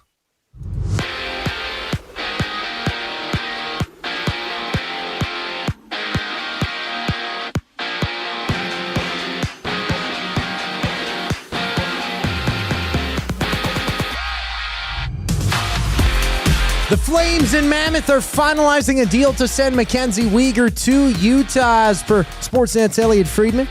And the deal is currently pending player approval. And it sounds like the Sabres are acquiring Colton Parayko from the Blues. The expected return for St. Louis is Radim Murtka and a first-round pick. Multiple sources with that information. Elsewhere, Toronto, Scott Lawton, Bobby McCann, and Oliver Ekman-Larsson will not dress for the Leafs tonight against the Devils for management purposes. Puck drop for that one goes at 5 o'clock. For other games in the NHL, it's the Golden Knights and Red Wings dropping the puck, while Edmonton's next opponent, the Hurricanes, take on the Canucks. And to the Pebble, Canada's Brad Jacobs leads Newfoundland's Nathan Young 2-0. Second 10. Jacobs ranked undefeated in Pool A through 6 matches. Young's ranked 3-4. 6 games in the NBA. It's OKC in New York throwing down at 5 o'clock. Shortly after, it's Utah and Philly tipping off, while the Clippers and Pacers meet for the nightcap. This sports update is brought to you by Say the Reid Sport Medicine. Connor McDavid's got a team of specialists, and you've got a bag of frozen peas. Get the same locker room approach that's trusted by the best in the game. Call them at 780-460-9977 or visit their website at satherreedsportmed.ca to book an appointment today. The Reid Wilkins Show continues after the break. I'm Zachary Kubish, and you're up to date. The Nielsen Show with Lieutenant Eric. TSN's Jamie McLennan. Leading up to the trade deadline, sometimes teams are a little lethargic. They're kind of waiting for a shoe to drop. Something happens. Connor Murphy trade, all of that type of stuff. But at the end of the day, they got the 2 points, but it wasn't a Picasso. They found a way because of their raw skill and talent. That formula is not going to translate in the playoffs to winning hockey. The Nielsen Show with Lieutenant Eric. Weekday mornings 6 to 9. Only on Edmonton Sports Talk. Your clear choice for Edmonton sports. Hey Edmonton, did you know a local Play Alberta winner scored over $430,000 on Desert Fantasy? Think about the rec room you could build with that kind of cash. From major casino winners every hour to jackpots worth millions and hundreds of popular games to money that stays in the province, there has never been a better time to sign up for Play Alberta. Download the app today to get started with casino, sports, and lottery, all in one app. Must be 18 plus to play. When you gamble, use your game sense. When you cater with Royal Pizza, you're getting the same great pizzas, pastas, and salads you love, just bigger and built for a crowd. Perfect for teams, offices, or parties, Royal Pizza's catering brings real value around $10 per person. Delicious, high quality, and easy. If you like their pastas, you'll love their catering pastas even more. Visit royalpizza.ca or contact your local store for exact pricing and details. So come on home, Royal Pizza, still making it great.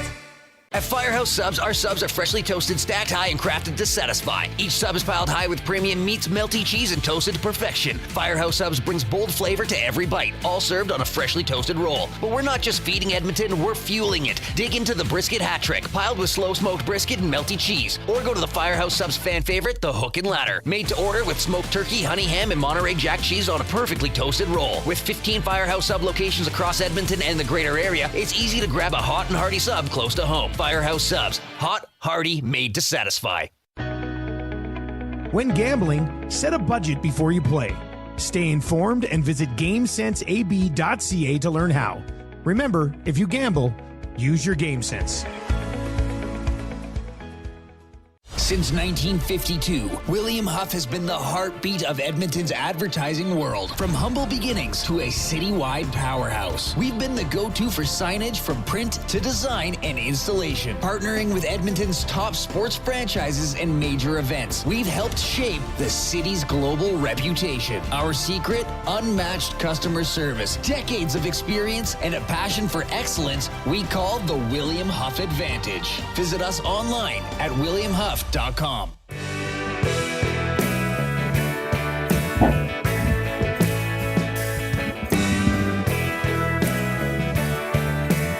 are live at Mr. Mike's Bonnie Doon this afternoon, having a great day. What did we get? Get some spinach dip? Oh boy, Reid. And what is this? We got the sirloin bites. Oh wow, gonna try some of those too. Next commercial. No. Let's dive in, brother. Come on. Well, okay, you go first, and then I'll eat. Edmonton Sports Talk presented by Play Alberta. Experience all the excitement of the casino in the palm of your hand. Download the Play Alberta app today.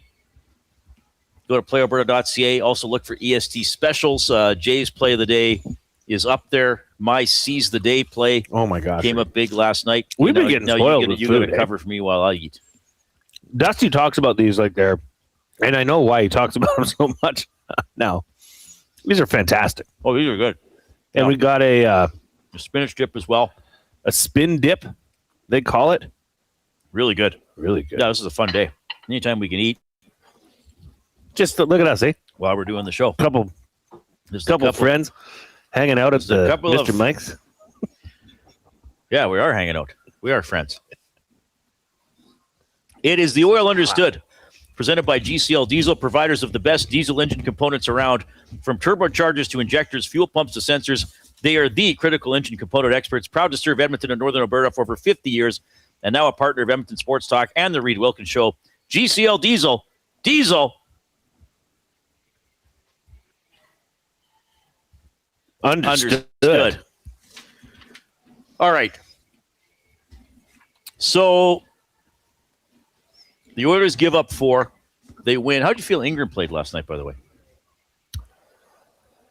Well, again, good enough to get the win, Reid. Right. I mean, not his best game, no. And I think now that's back-to-back games in which I don't think Connor Ingram has put forth his best game. Right. I think he'd be the first person to tell you that. But a win is a win. And, did he make some saves? Yes. Was he left hung out to dry on a couple? Yes. Yes. But that again is, if you can get 1 or 2 of those saves that should be in the back of the net that don't find the back of the net, then that's a different story. I thought Allmark made some good saves too. Allmark was, and what a weird a couple of weird goals actually. Which one? Well, the one was it Batherson cleared to the corner and it went off Jensen and in. Yep.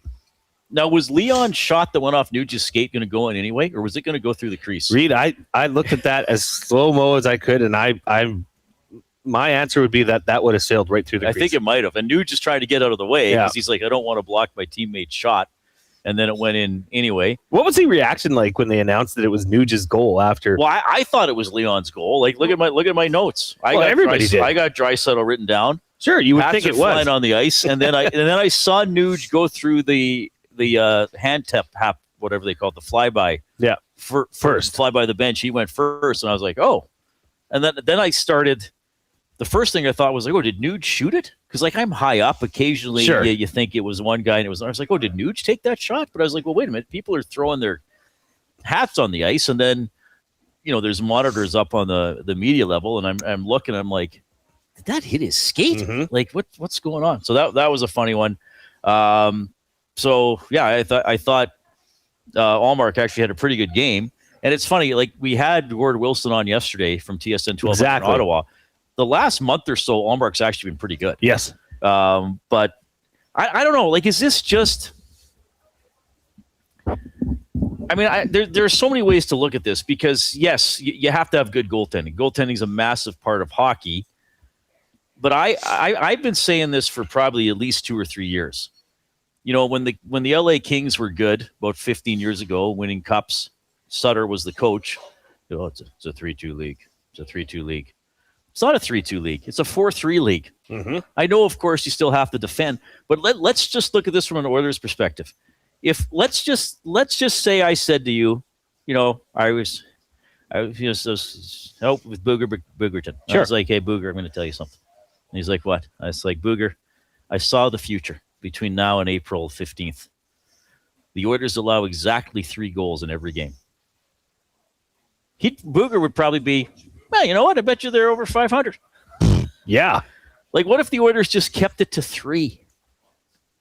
Well, they'd win a lot of games because their goals per game is 3.5. Right. So, anyway, I just, it's so weird. Like I always say, you can't. I don't like to overanalyze goaltending either because shots are going to go in. There's always going to be a shot where it's like, oh, well, maybe he could have got that. The power play goal yesterday by Batherson. On one hand, I'm like, Ingram usually is out a little further. I'm sure in that moment he'd would have pushed out a little further. It's also a power play, and he's worried about backdoor deflection screens and all that kind of stuff. So, Ingram gave up 4. Were any of them like really bad goals? No, I guess you would just like them to keep it to 3. But he also you like the team to as a whole to keep it to 3 as well. But he also made some big saves too. Like once again, this could have been a higher scoring game in favor of Ottawa, and totally, giving the Oilers no opportunity to come back. Yeah, and get that game tied at 4. Yeah, like Nixon says, the one past his shoulder he might want to have back. Other than that, solid game from Ingram. I'll say this. He's been very good most games, not letting other teams really pull away. I would think that's a fair point. For the most part. Yep, because they've had opportunity. Yep. And then the Oilers, San Jose, like when San Jose was up 3-1, he allowed the Oilers to tie it 3-3. Exactly. Last night, you could say the same thing. Yeah. And especially right after Oilers goals. Yes. There's been some big saves that in the past, Reid, we've seen it. You've all seen it. Oilers score before they can even announce the goal. The puck's in the back of the Oilers net. Yes. right? Just when you think the Oilers have momentum, it's stripped away because a goal is scored. We're at Mr. Mike's, the on-location version of the Canadian Brewhouse studio. The wing flavor of the month, the Canadian Brewhouse creamy white cheddar. These are these specially grown chickens that have white cheddar wings. Yes, custom bread. Rich, cheesy, and smooth, like your favorite white cheddar popcorn, but on a saucy wing. Try them before they're gone. So Connor Murphy answered some questions last night during the first intermission. I know Jay wanted to react to a couple things. First of all, Murphy, knowing that his role is to defend. It's kind of all I've done. Yeah, it's my career has been a lot of penalty killing and defensive zone time. Not intentionally being in the D zone a lot, but sometimes we were in Chicago, and just where I'm comfortable, honestly, is more of my defending and using my instincts that way. And I've settled into that role for a few years now, and been really comfortable doing it. And I think that's any team's goal, is to defend hard, and it's a team game to check and to give that mentality on your own end. But it's definitely something I take pride in. Love to hear it. So he said definitely something I take pride in. I'm not saying that the Oilers don't take pride in their defensive play, but they leave a lot to be desired. And we talked about this yesterday. How much can one player change the defensive play overall for the Oilers? I mean, you'd love to say, well, he's going to come in and this team's going to follow his lead. I'm not sure if that's possible. Right. Okay. But I'll tell you what is the 17 to 18 to 19 to 20 minutes that he's on the ice. You have somebody that is known as a true stay-at-home defender, which the Oilers simply do not have. Yeah. I mean, Matthias Ekholm, sure. Okay. But that's one guy. Now you've added another guy, and by all accounts, Reid, now I think, do you feel that they're moving or trending towards splitting Ekholm and Murphy up? No, I think they're going to try Ekholm and Murphy. You think they're going to try them? Yeah, to start anyway. Yeah. Well, I guess. Well, I mean, they changed the pairings during last night's game, and then Walman kind of got sat down, which we'll talk about. I just hope Murphy doesn't have to spend his time cleaning up fires. You know what I mean? Like, just. Well, Reid, he might have to. He might have to, which is going to make his job pretty hard. Yeah, but I mean, as a guy that likes to play defense and knows that's his role, I think he knows what he's getting himself into or gotten himself into. All right, a little bit more from Murphy from last night. Hasn't played a lot of playoff games with Chicago. He wants to get back in the postseason here with Edmonton. I think that's something at this point in my career, winning is a top priority, and I've had a lot of opportunity given to me being on maybe losing teams in the past when I came up with Arizona and a few years with Chicago, getting more ice time that way, and feel comfortable with my role now and want to really just play meaningful games and winning hockey, and with that comes pressure, and I think that's what is a privilege to have on your shoulders, and to be able to kind of come together with a group and feel that and feel the emotions, the highs and lows is kind of what it's all about, and that's something that I really have had my sights set on, and that's honestly a big reason why Edmonton has been a top priority that I was hoping to come here too. Yeah, well, Edmonton's playoff chances, helped by that win last night. They are third in the Pacific Division, just 2 points behind Vegas for first. Vegas only has one game in hand. Anaheim sandwiched in between, and the Oilers 4 points ahead of San Jose, who are the best non-playoff team. So still a bit of a race here, but that was important for the Oilers to pick up those 2 points last night. Well, we'll get to that Jake Walman clip as we move along throughout the afternoon. We are live at Mr. Mike's Bonnie Doon. Jay Onright's going to join us around 5:30. That'll be a lot of fun. We'll go to Marmot for a quick ski report after 5 o'clock. Buying or selling for Damon Bunting when we get back.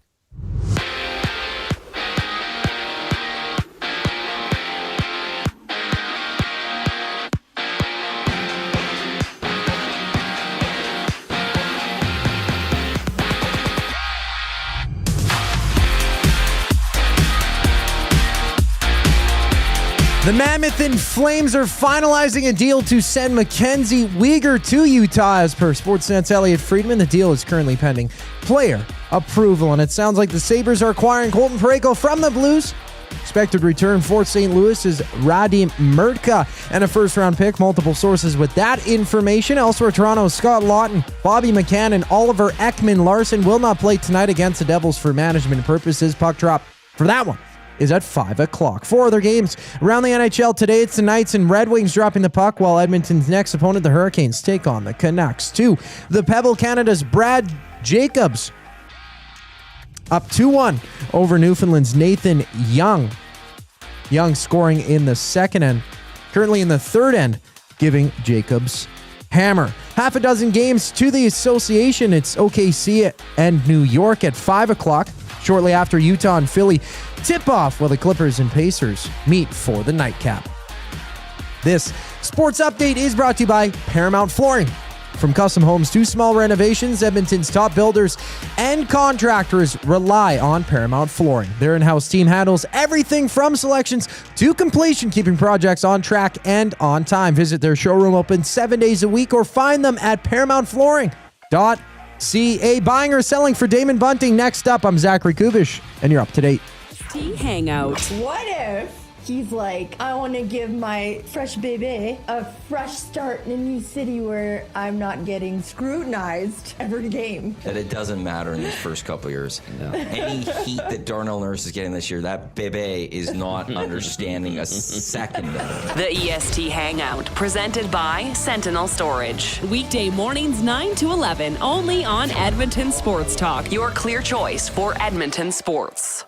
Sentinel Storage congratulates Team Canada for all their perseverance, dedication, and commitment. For representing our country so well, our athletes make us proud to call Canada home. Sentinel Storage, proudly Canadian and official storage partner of Team Canada. The road to the FIFA World Cup runs through Edmonton. See Canada Soccer's men's national team before they take on the world this summer. Canada versus Uzbekistan. June 1st, 7 p.m., Commonwealth Stadium. Tickets at Ticketmaster.ca.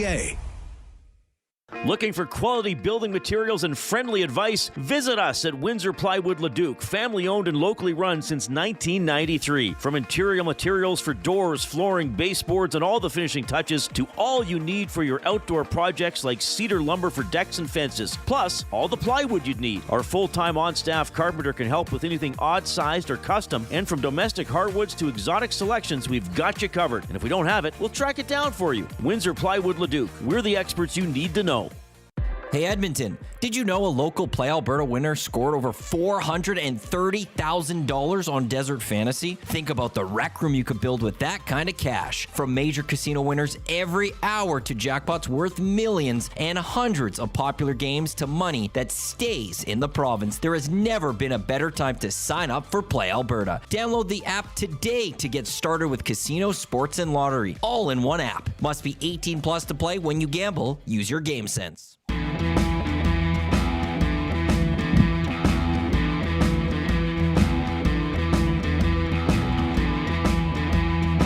Oh. Spinach dip is so good.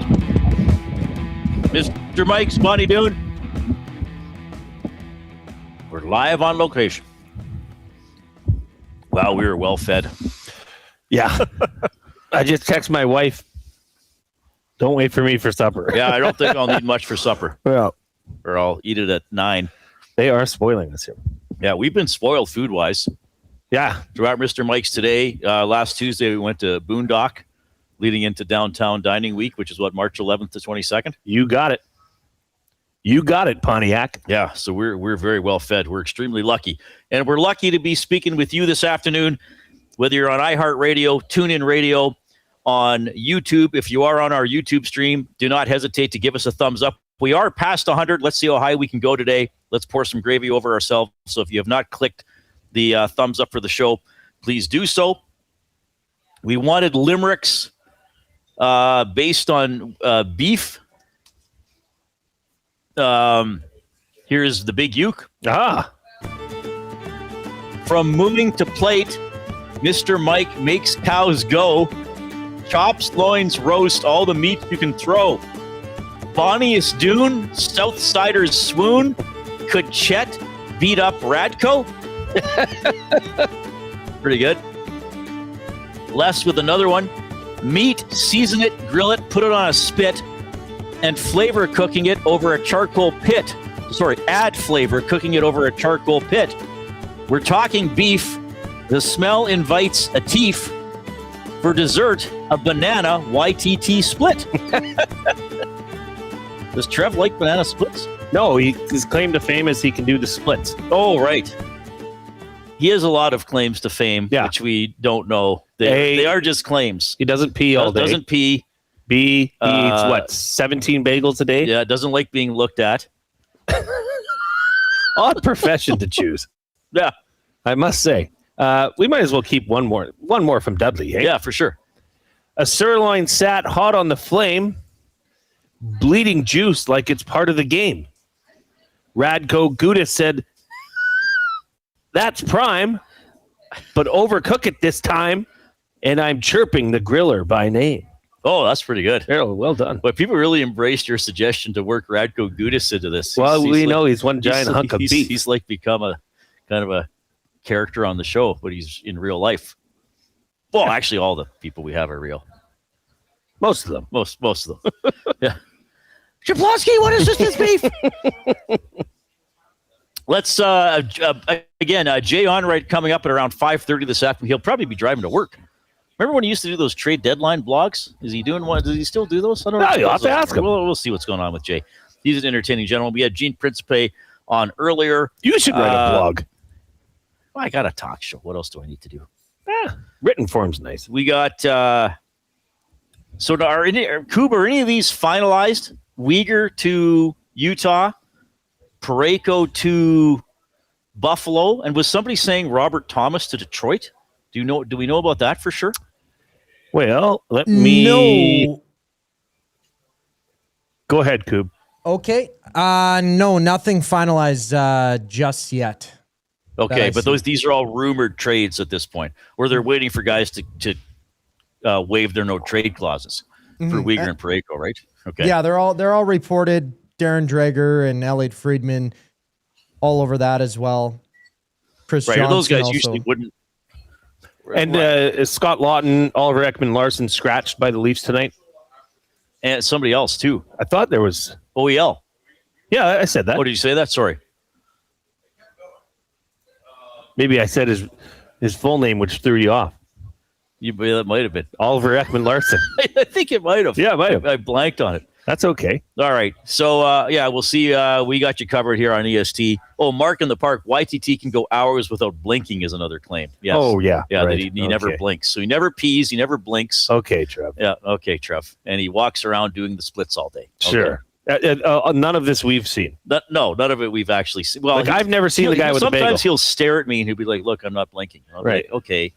Well, 20 seconds is. But for a guy that consumes as many bagels as he says he does, don't you think you or I would have seen him at work with bagels? I've never seen him eating a bagel. No. I think he's playing a character. He's a king of deception. I think he is. I think he's just toying with us.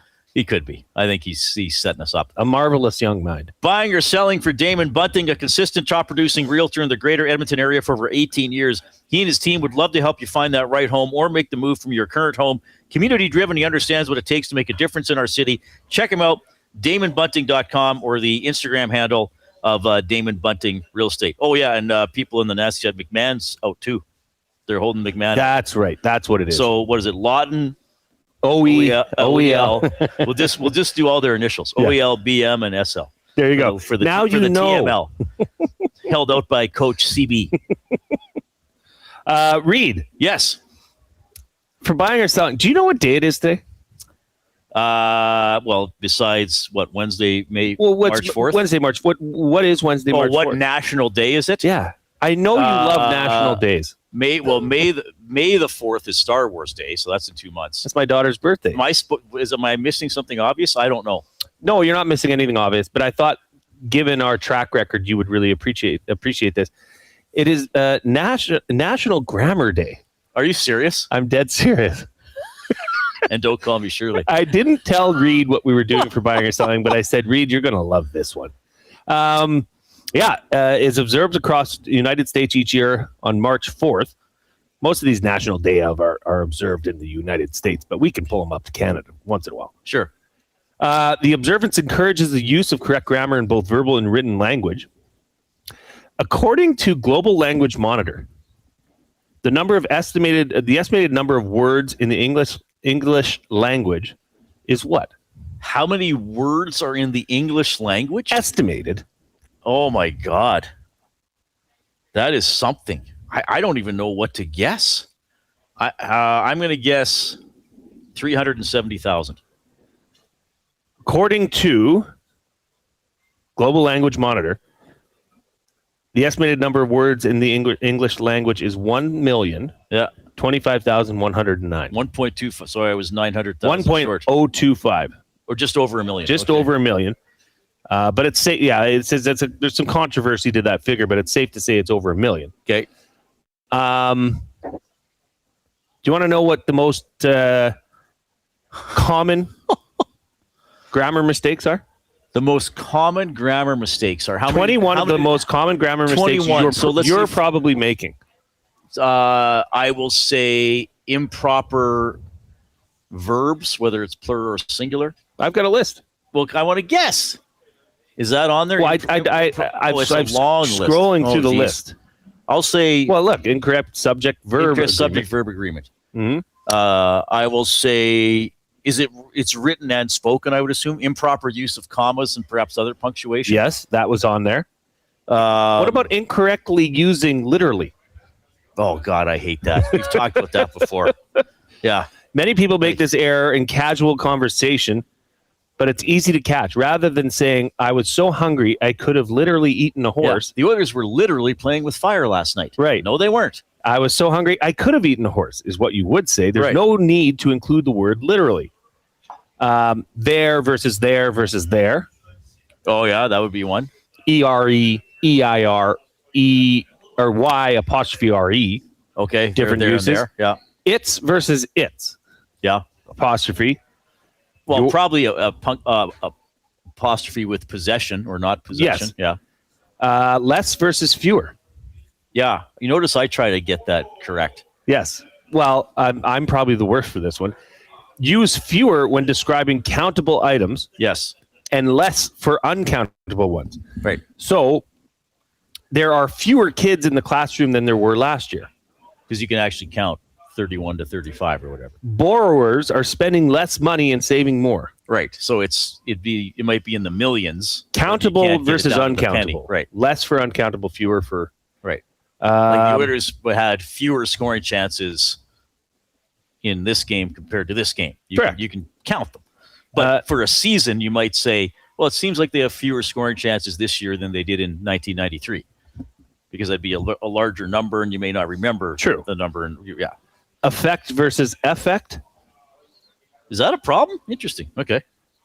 I don't know about this one. This is like lose versus lose. To me, that's a spelling error, I think. I think so. I guess that's part of grammar, I suppose.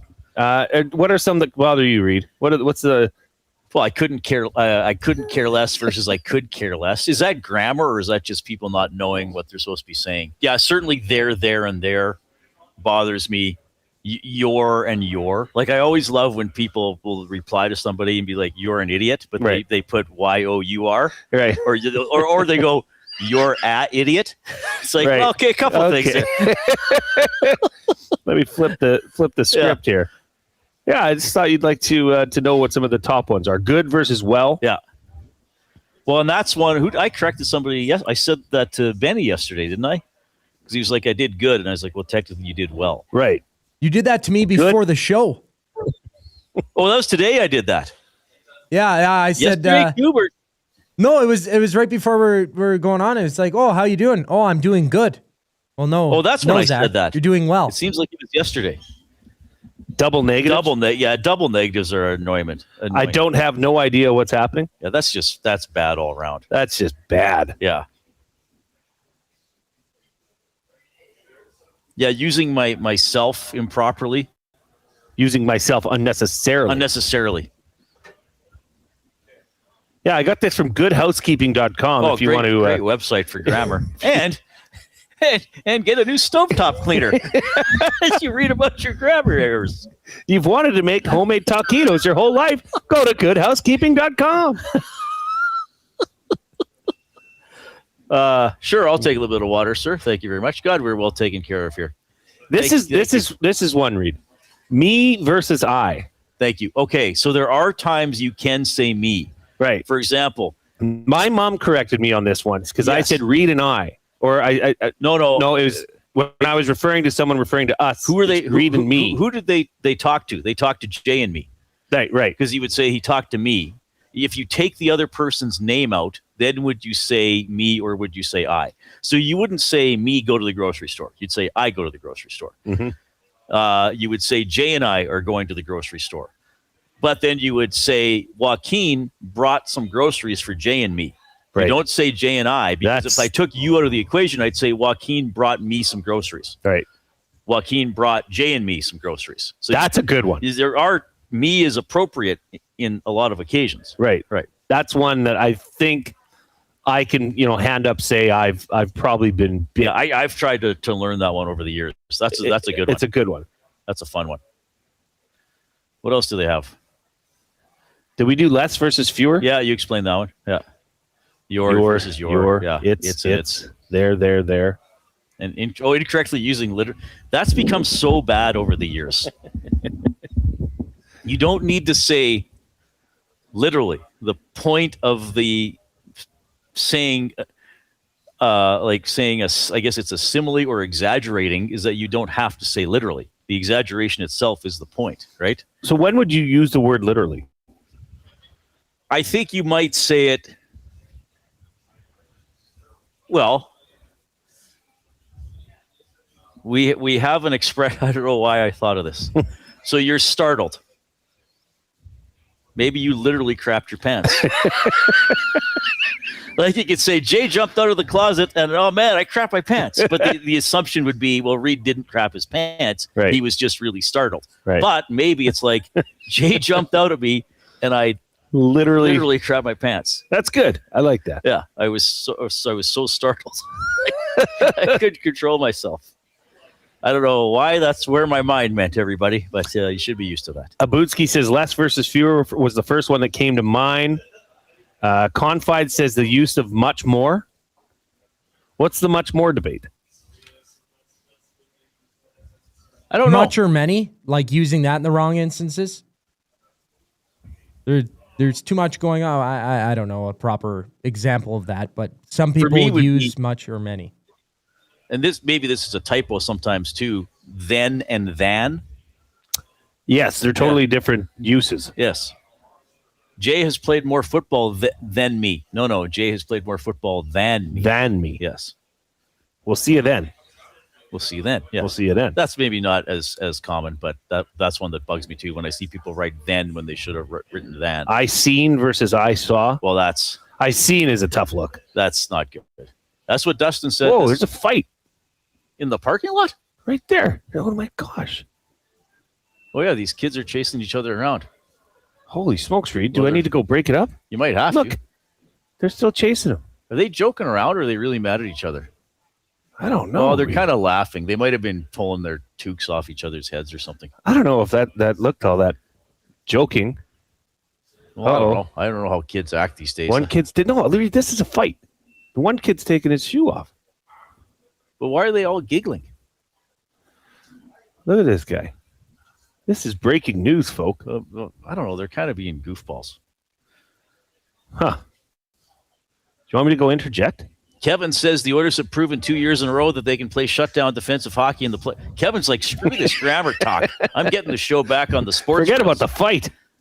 Kevin says the Oilers have proven 2 years in a row that they can play shutdown defensive hockey in the playoffs. Everyone needs to chill out regarding the defense. This is Skinner level complaining 2.0.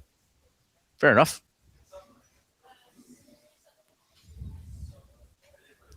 The concern people people have though, Kevin, is in the past couple regular seasons they've had good stretches of defensive play. I don't know if they've had one this year, but an extended stretch. Okay, but Reid, is anybody asking them to play shutdown defense? Or are we just asking for realistic expectations? Responsible. Well, what did I say last? I hate to say this because it's kind of an insulting way to talk about things, but there are times where the Oilers look like a dumb hockey team. Mm-hmm. Like it's one thing to get beat. It's one thing to sometimes make a mistake or get out of position, but sometimes they just look confused. Like, oh, really? Is that happening? Oh, like that's what I would say to Kevin, who makes a fair point. Yeah. But I would say to Kevin, have they looked this clueless at times in the past 2 years? I don't know. But he makes a good point. The playoffs could start, and they're like, okay, guys, enough screwing around. Check. Who knows? Weird way to carry through a regular season, I must admit. Fair enough. All right, we had our break here. We got the ski report for Marmot Basin coming up. Jay Onright at the bottom of the hour. Here comes the Coupe after the break. 2 guys and a goalie. All right, the Oilers will finish as a wild card team. Hired or fired. They are a wild card team this morning. They would play Colorado if the playoffs started today. The Oilers are? Yes. Hire it. They're a wild card team. Really? Well, they haven't won 3 in a row. Well, they did. Once. Yeah. Cass, wild card team or better? I think you finished third. Yeah, I think I'd say they're still finding 2 guys and a goalie, presented by GS Construction. Tuesday and Thursday afternoons at noon, only on Edmonton Sports Talk, your clear choice for Edmonton sports. Hey Edmonton, did you know a local Play Alberta winner scored over $430,000 on Desert Fantasy? Think about the rec room you could build with that kind of cash. From major casino winners every hour to jackpots worth millions and hundreds of popular games to money that stays in the province, there has never been a better time to sign up for Play Alberta. Download the app today to get started with casino, sports, and lottery, all in one app. Must be 18 plus to play. When you gamble, use your game sense. Real fans don't stroll in at puck drop. They claim territory. They study the screens. They get into their spot, which is why this matters. The Canadian Brewhouse now has happy hour. Brand new. Tons of options. And the good stuff, like our espresso martinis and our cracked pepper and sea salt dry ribs. Monday to Saturday, 2 till 6 p.m., starting at $3.99. That's more than enough reason to come early. New happy hour at the Canadian Brewhouse. If you're serious about game day, we'll see you for happy hour. Get ready for a boot-stomping good time with Gord Bamford. Live in the venue at River Cree Resort and Casino. Gord Bamford, March 20th, presented by River Cree Resort and Casino and CFCW. Tickets at rivercreeresort.com. River Cree Resort and Casino. Excitement. Bet on it. Sentinel Storage congratulates Team Canada for all their perseverance, dedication, and commitment. For representing our country so well, our athletes make us proud to call Canada home. Sentinel Storage, proudly Canadian and official storage partner of Team Canada.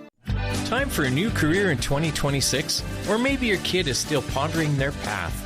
Good news! Weiss Johnson is hiring. It's Dennis, and not only are we hiring for heating and air conditioning, we're also looking for experienced plumbers and gas fitters. With the growth in residential development, there's no shortage of opportunities at Weiss Johnson. Choose your path with us. Learn from one of the industry leaders, and we will grow together. Receive great benefits and school reimbursement as well. Visit weiss-johnson.com today.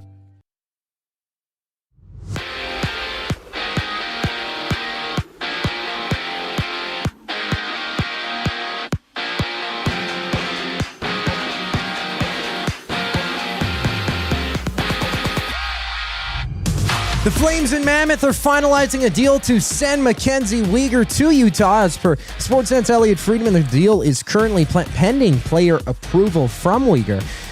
And it sounds like the Sabres are acquiring Colton Parayko from the Blues. The expected return for St. Louis is Radim Murtka in a first-round pick. Multiple sources with that information. Elsewhere, Toronto, Scott Laughton, Bobby McCann, and Oliver Ekman-Larsson are not in the lineup against the Devils. Puck drop for that in just a moment, while the Golden Knights and Red Wings also match up. They're just about to hit the ice. To the Pebble, Canada's Brad Jacobs is tied at 2 against Newfoundland's Nathan Young in the fourth end. Jacobs rank undefeated in Pool A through 6 matches. They hold hammer. Half a dozen games in the association just hitting the court. It's OKC and New York, while at 5:30 Utah and Philly tip off. I'm Zachary Kubish. That was your sports update. Hour 3 of the Reid Wilkins Show starts right now.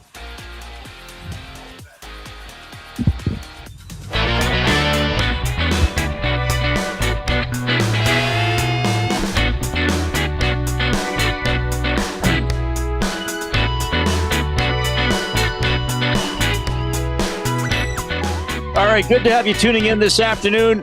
We're at Mr. Mike's, Bonnie Doon, here for another hour. We've been having almost another hour. We've been having a great day of broadcasting here for Edmonton Sports Talk, which is presented by Play Alberta. Make your bets count for you and everyone else with the Play Alberta app, with hundreds of player prop bets on the biggest leagues: NFL, CFL, NHL, NBA, Major League Baseball. You name it. You're not just playing for fun. You're supporting your province.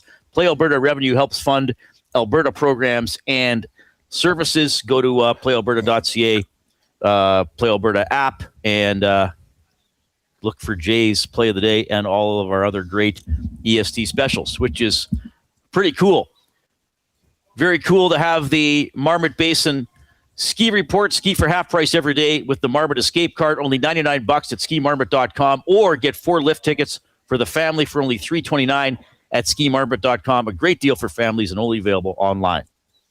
All right, let's welcome in the man, the myth, the legend, Brian Rode from Marmot Basin. Brian, how's the snow holding up there at Marmot Basin? Yeah, it's really good, fellas. We've had a lot of snow, actually. It comes not in big amounts, but 5 centimeters here, 7 centimeters there. We got another 7 last night, so conditions are about as good as they get, and we've got the whole mountain open. It's been open now for weeks, so looking really good for March and April. Well, let's talk about March and April, because is this the days are a little bit longer. The temperatures might be a little bit lower. Is this the optimal time of the year to get out and experience Marmot?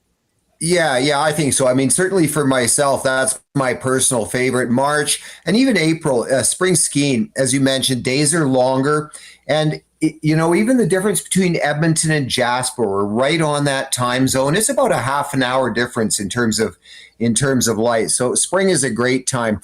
The snow in March, it'll typically stay, very good, and we can get a lot of snow, but it can change from week to week. Sometimes we'll get a snowstorm, and then next weekend it'll be sunny and nice, and that's what you can kind of expect during spring.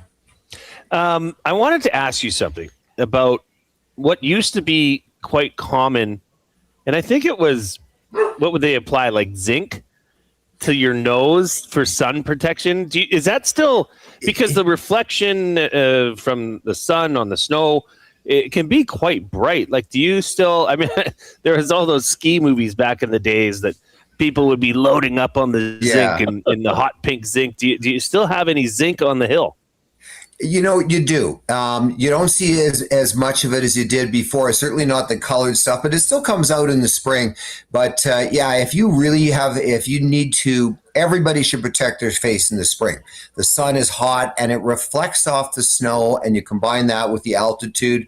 Really good idea to have skin protection. And the zinc, I think, is by far the strongest for people who need to have the most protection, for sure.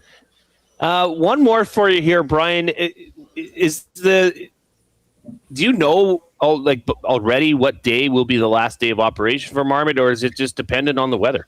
Yeah, no, we're going to go into May 3rd. And, usually I like to say we'll run out of people and run out of interest before we run out of snow. So the snow stays good right to the end of the season. So people are coming late into April. They'll have great conditions as well. And, I might add to the spring skiing, super important, especially if you've got kids, make sure they've got good eye protection as well, like good sunglasses or goggles. Again, that intensity, it's not out yet, but it is March 4th, so it's coming up real quick where we're going to have those long sunny days. Well, Brian, thank you again for checking in. Now, I know there's spring break coming up. It's different for some different school districts, but does that, the kids deal that Marmot was or is offering, does that still stand, given that there's going to be a bunch more kids on holidays in the coming weeks? Yeah, absolutely. So our kids ski free, as you mentioned, 12 and under, and rent free. That's going to stay in effect right through March. So no blackout days at all. And same with the family package. So, we get a lot of families that come out during spring break, so they're going to take advantage of those great savings as well. Well, we'll see you up there in a couple weeks, Brian. I always appreciate you hopping on. Keep your skis waxed, I guess I could say. Sure, you betcha. All right, that was Brian Rode from Marmot Basin with the weekly Marmot Basin update. So you got the Marmot Escape Card, $99, skimarmot.com. 4 lift tickets for the family for $329. Just go to skimarmot.com. They got all the information there. A lot of great deals there. Those that know that kids ski free and rent free, that is a massive savings. So spring break's coming up in the next week or two. Depending on what school district you're in, head up to Marmot for a day or two, and your costs are cut in half, literally, with that deal. So I was glad to hear there's no blackout. Good to have Brian checking in from Marmot. Of course, you can check in using the afternoon inbox, texting 780-218-9999. That's presented by River Cree Resort and Casino. They're turning 20 this year. They're going to celebrate big until October 26th with over $1 million in prizes, 35 winners of $20,000 in casino free plays, 9 brand new cars, 56 winners of $1,000 in cash. Find out more and get more information on all the great shows they have coming up at rivercreeresort.com. All right. We've got a Limerick. Go ahead. This one comes in from Mex Bezozu.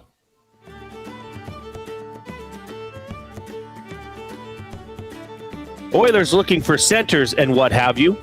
Maybe a tough enforcer that can drag you. Perhaps Radko Gudas? No, he may elude us. Get this right because stakes are high like Wagyu. Oh, jeez. That's pretty good. That was a Gudas. That is pretty good. Oilers trades talk Really good. and a meat reference with Wagyu. Yeah, and I don't think Gudas is going anywhere, by the way. I don't think so either. No, Anaheim. Have you had Wagyu steak? I have, yes. I think I might have had it in Philadelphia. Really? Yeah. Was that on the Japanese trip? Japanese place. But we the went to draft? a place. You know who I went with? Jay Onright. Jay Onright. Yeah. We went to a place owned by one of the Iron Chefs when that show was Really? popular. Yeah. I wonder if he'll remember that. Elliot Friedman saying Edmonton and Chicago are discussing another move. This one would send Jason Dickinson to the Oilers. We'll see how it turns out. You check his contract. I'll check his stats and stuff. Jason Dickinson, left shot center, 30 years of age. He'll turn 31 on July 4th. 6'2", about 200 pounds. What's he got with Chicago this season? 47 games, 13 points, -7. So this would be your depth center type of guy, right? Yeah, so he is on a 2-year deal right now, 4.25. Well, actually, at the end of this season, he's a UFA. He's a UFA. Okay, so another expiring contract. And what does he make? 4.25. 4.25. So is Manji going the other way? Well, again, who's lining up to take Manji? How do they make that work? Even if they retain, the Oilers don't have cap space. Now, what about Curtis Lazar? But Lazar was only You could put Lazar on LTIR, free up a little bit of space. This is interesting, eh? Huh. Well, as we've said several times on this show, on other shows, when Elliott says something, it's usually happening. Dickinson, his stats are interesting. So I'll just go by the seasons starting when he became a full-time NHLer, because he had a couple of years where he played like under 30 games. Yeah. So once he started playing, most of the season, and there was the shorter season in there. Here's his goals by season: 6, 9, 7, 5, 9, 22, 7, and 6 so far this year. Well, 22 was the only year out of those that he actually played a full season of 82 games. True. Well, he got to 78 a couple times. Let's check his face-off stats quickly. I would this thing. Elliott's. There are a lot of good insiders that I trust, but especially when he puts something out, it almost always happens. He does. He's not one of those guys. He doesn't go after clicks, and he's like, "Oh, I'll pretend I'll just put this out even if I don't know." Right. So this is coming from a very solid. I hope I didn't get duped on the account here, though. No, that's his checkmarked account. No, it's on here. Yeah, I'm looking at it.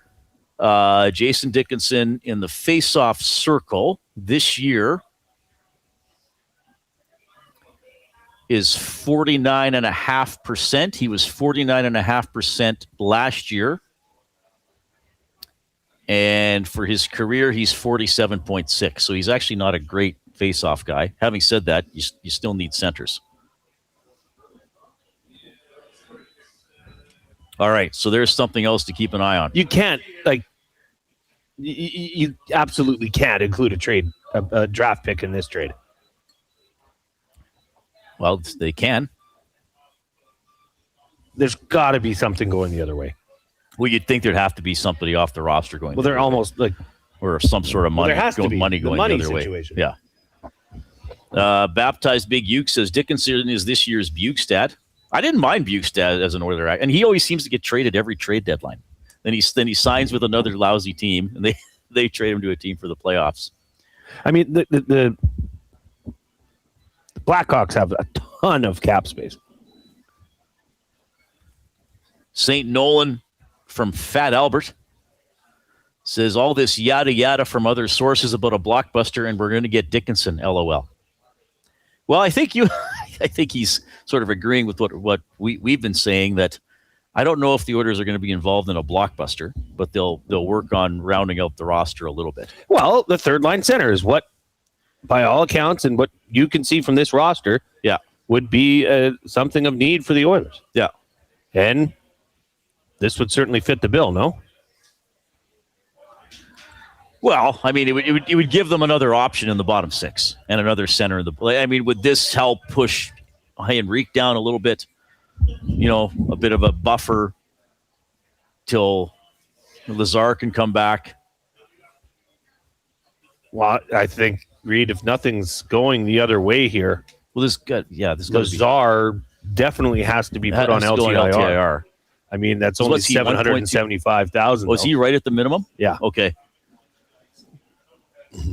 Okay, so if you add that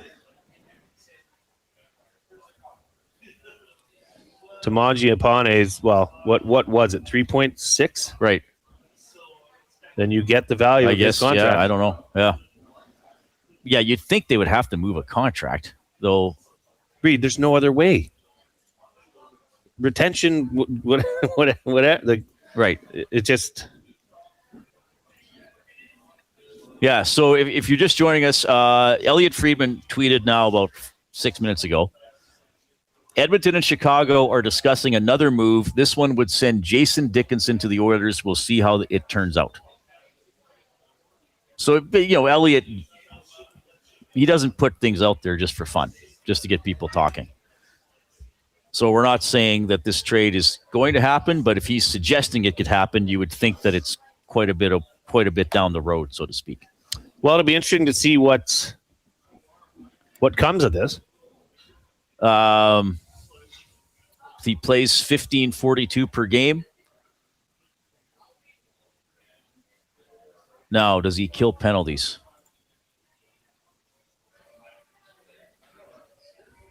He does kill penalties. Where's his specialty stats here? Shorthanded, time on ice. He's played about 104 minutes shorthanded. So he plays about 2 minutes per game shorthanded. So he's part of the PK. So that's what they're looking for. Penalty kill, check. That's the thing. Well, we'll keep you posted. K-Dub says, so sad we are always nipping around the edges. Teams are getting Parayko, Weegar, and Thomas, and we are getting Dickinson. Well, I get that, K-Dubs, but I mean, I've been saying it. I didn't expect a big splash of a trade. I don't think it's fair to say the Oilers are always nipping around the edges. I mean, I think Matthias Ekholm was a pretty big acquisition 3 years ago. Mm-hmm. You know, Walman, despite his frustrations, was still a fairly significant ad for the Oilers last year. But and then you have to in terms of this year. But then you also have to give credit where it's due on a Podkolzin deal. Right. That's greatly overachieved on expectations. Dickinson shoots left, just for some people asking. Yeah. All right. I mean, look. They're trying to round out the roster. They're trying to become a little bit more stout defensively and on the PK. Is it going to be enough to win the Stanley Cup? Probably not. There's some really good teams. I just have to think that this has Mangiapane going the other way. Maybe they finally convinced them. They tried with Connor Murphy. Chicago's got cap space. Maybe they look at and then we use that him for something else in the summer. Yeah, who knows? Which they do. Yeah. 780-218-9999 is how you can text us, the River Crew Resort and Casino inbox. We're going to call a timeout here. Coob's going to give you an update, and then Jay Onright from TSN is going to join us.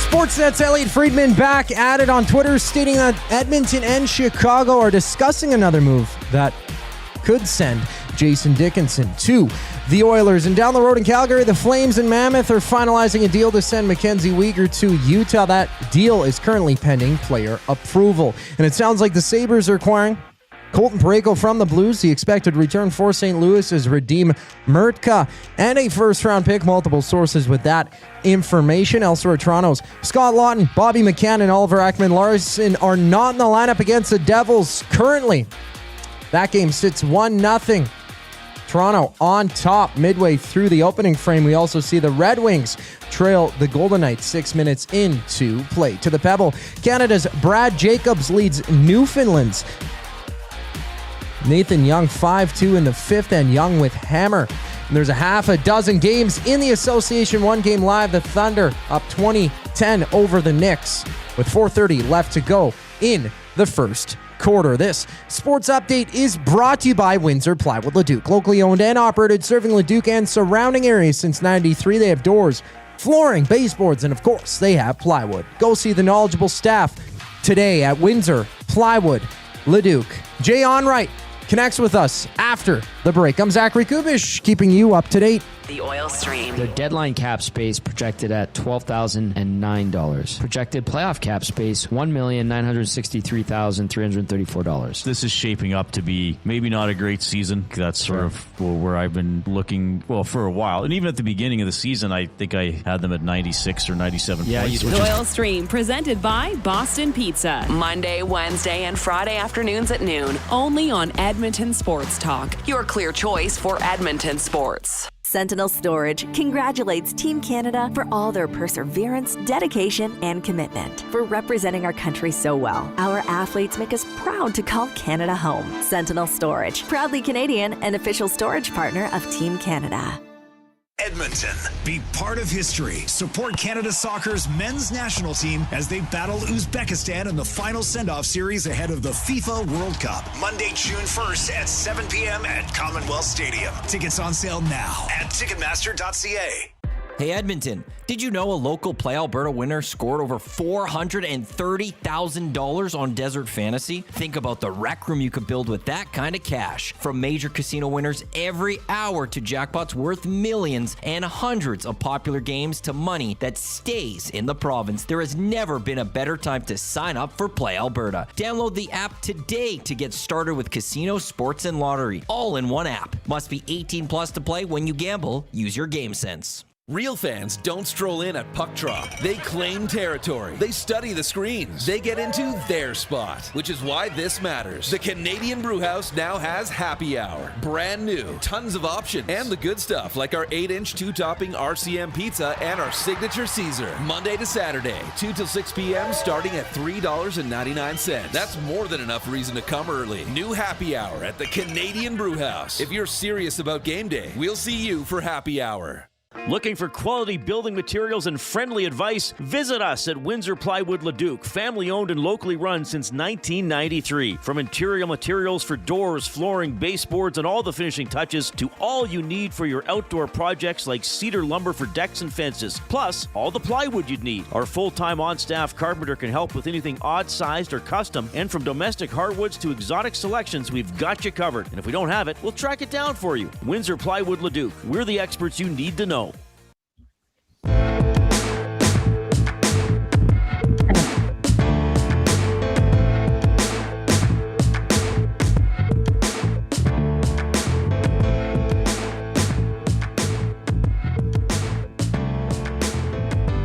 Okay, yeah, always fun leading into the trade deadline. The latest thing we want to keep an eye on here is Jason Dickinson potentially coming to the Edmonton Oilers from Chicago.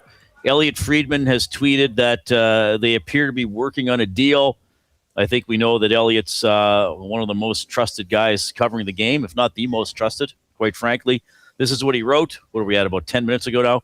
Edmonton and Chicago are discussing another move. This one would send Jason Dickinson to the Oilers. We'll see how it turns out. Dickinson makes what again? 4.25? Yeah. He's a left shot center. He is below 50% of the faceoff circle. He has 6 goals this year. UFA at the end of the season. He oddly enough did have a 22-goal season 2 years ago, which was way more than he's ever scored before. Clearly, the Oilers don't need a ton of offense. They need a guy who can play some tough defensive minutes. And I think he skates pretty well, if I remember. Trying to process. He was a Canuck. So how many? Like, the last 2 years, how many goals has Jason Dickinson scored? Not a lot. He has 6 this year. He had 7 last year. Seems like a pretty hefty price. Yeah, I was a little. No, did he get that? He got that contract after his 22-goal season, right? If it was a 2-year deal. Yes. So that's why he had a 22-goal, 35-point season and cashed in, and then kind of went back to being who he is. So if the Oilers are getting this guy as a rental, and if they dump a contract that maybe isn't useful to them, then okay, you take a look at Jason Dickinson. So we'll see. We'll keep an eye on that one. We're going to go to the Oil Country Towing hotline. Oh yeah, and this is part of Fired Up for Gemco Fireplaces, because we are fired up to have this guy on the show. I'm sure he's fired up to join us. Gemco Fireplaces, proudly serving Edmonton and area for 45 years, the authorized dealer for Napoleon fireplaces. Whether it's gas or wood burning, look no further than Canadian-made Napoleon fireplaces. All the Napoleon products you need are available at Gemco, 9281 50th Street. He's probably thinking, how long is the promo, Reid Wilkins? That's it. It's Jay Onright from TSN. Hey, Jay, you're on with Reid and Jay. How long? That was like 2 hours. 2 hours of promo reads. We got to make money. I get it. Dusty's running a business. You got to read promos. I get it. Yeah. As soon as I started reading that, I was like, Onright's going to bring this up for years. Like, we're going to be in the retirement home in Athabasca between rounds of golf at the Athabasca golf course. And he'll be like, hey, Wilkins, yeah, big time.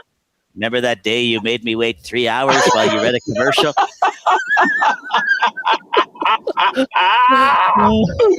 It's true. I'll be living at Pleasant Valley Lodge in Athabasca, and I'll be crushing 9 to 10 holes a day. Definitely not 18. I'll be doing 9 to 10.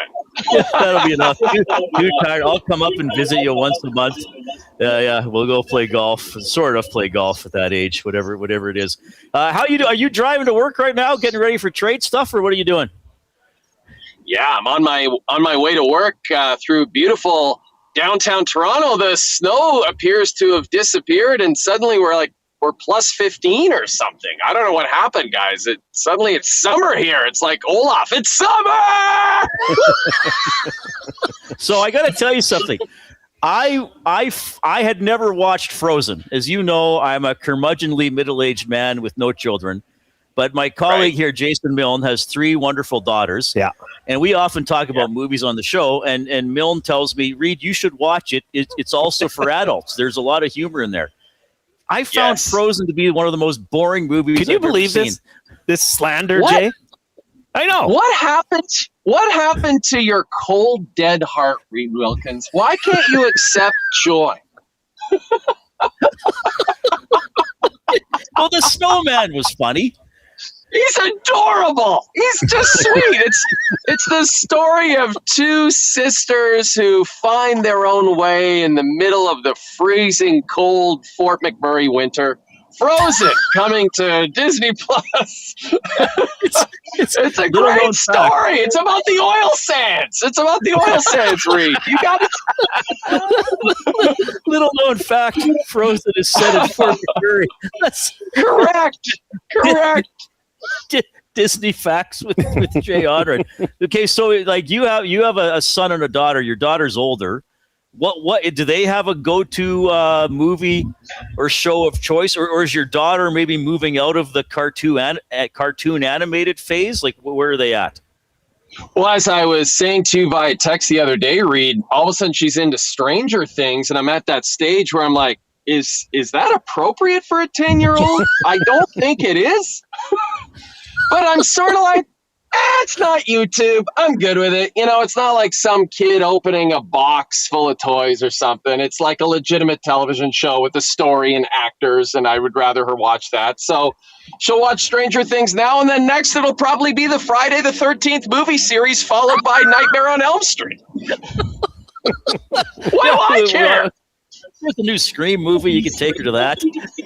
Yeah, it's fine. Like, honestly, at some point, she's got to grow up. I know she's 10, but you got to face reality. And that reality probably involves a scary guy with a goalie mask and a machete. Oh, that's incredible. Nolan from St. Albert. Well, he calls himself Nolan from Fat Albert. I think he means St. Albert. Says, we need Jay Onright, Jay Milne, and Reid Wilkins in the same room. Well, we would need some beer or scotch if that was ever going to happen. Yeah. So yeah, that'd be awesome. Hey, I'd love to be there with you guys. That'd be so. But we could stop at the Morinville liquor store. Oh, sorry. Well, maybe what we could do is this, because I saw, Craig Button came on and compared Connor Murphy to Randy Gregg. Saying he's smart, and rangy, and you mentioned. That if someone should or could make a movie about Randy Gregg, that Glenn Powell would fit to play the role of Randy Gregg. I thought that was spot on, but that's not my question. And maybe this is what we could discuss, guys, when we get together in a room with scotch and beer, is that when it comes down to writing the movie about the life and times of Jay Onright, I came up with a working title just for fun. To Athabasca and beyond, I would say. I love it. Who would you like to see play you, Jay? Well, who would I like to see play me? I mean, Jacob Elordi. Let's say like, and who you think would. Right. I'd like a handsome young actor like Jacob Elordi to play me. But casting agents will surely hire Jim Parsons from The Big Bang Theory instead. That's probably my fate.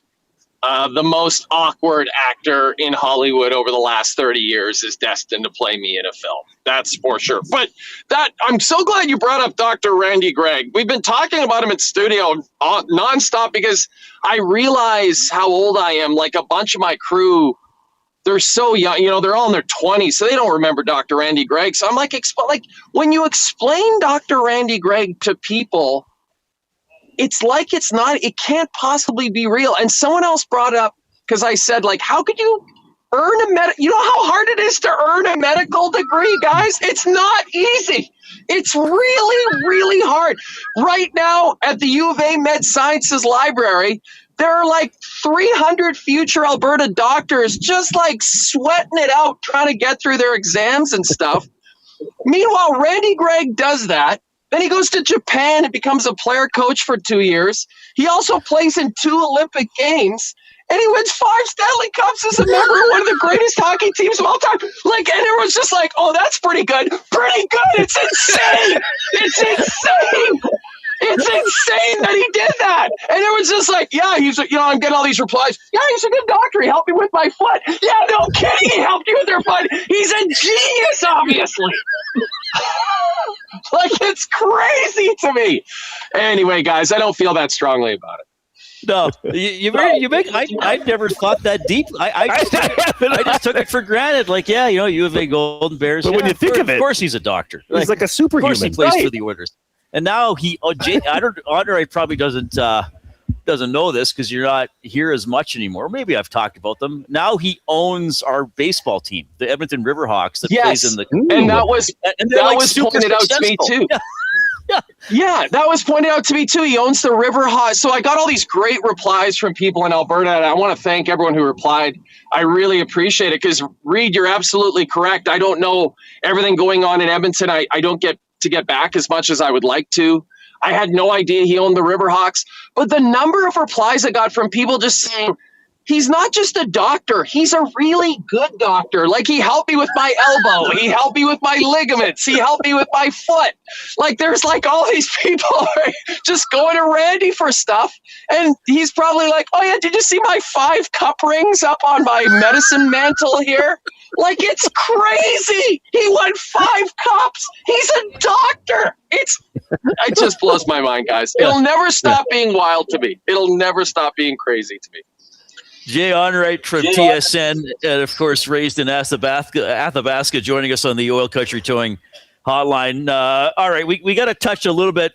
People always ask me, because like with people, it's funny. People know I know you, and then they think I know what you're doing all the time. Well, what's Jay doing today? I'm like, I haven't texted him in 2 weeks. I have no idea. But they're always like, hey, is your buddy going to do that trade deadline blog again? I was like, I don't know. I don't think he does anything. Like, are you doing a trade deadline blog? What are you doing on Friday? Sometimes I think about that, and I think, man, if I could have only monetized that, I would be so much wealthier now. I mean, don't get me wrong. I'm extremely wealthy and deservedly so, but I could be more wealthy had I monetized that. I think the original idea of the blog, it's so sweet and innocent when you think of it now. My idea was that people couldn't watch the trade deadline show because they were at work. So I was like, I'll watch it on their behalf and just describe what happened. It's like the 1500s or something. I had like a feather pen and dipped in ink or something. And then 5 years later, streaming happened and I was rendered completely useless. So no, I won't be doing the blog. In fact, Reid and Jay, I won't be doing anything. I take Fridays off. And so they haven't asked me to come in, and I'm grateful for that. So I'm just going to be watching at home with everybody else to see what kinds of things James Duthie comes up with to fill time. But I kind of wonder, guys, if this year we might get a ton of trades. I just have a sneaking suspicion, because today things ramped up a bit, right? I just have a sneaking suspicion that at the last minute, there's going to be a lot of panicked GMs, and hopefully they're going to overpay for a bunch of different players, and we'll have a lot of stuff to talk about. That would be great. That would be ideal, obviously. Okay, well, you might have this on your show tonight. Frank is reporting this, Frank Cervelli. I don't know if Elliot has it as well. Elliot does not yet. Jason Dickinson to the Oilers, and something else. The Oilers send a conditional pick and Andrew Mangiapane to Chicago. Wow. So we'll see.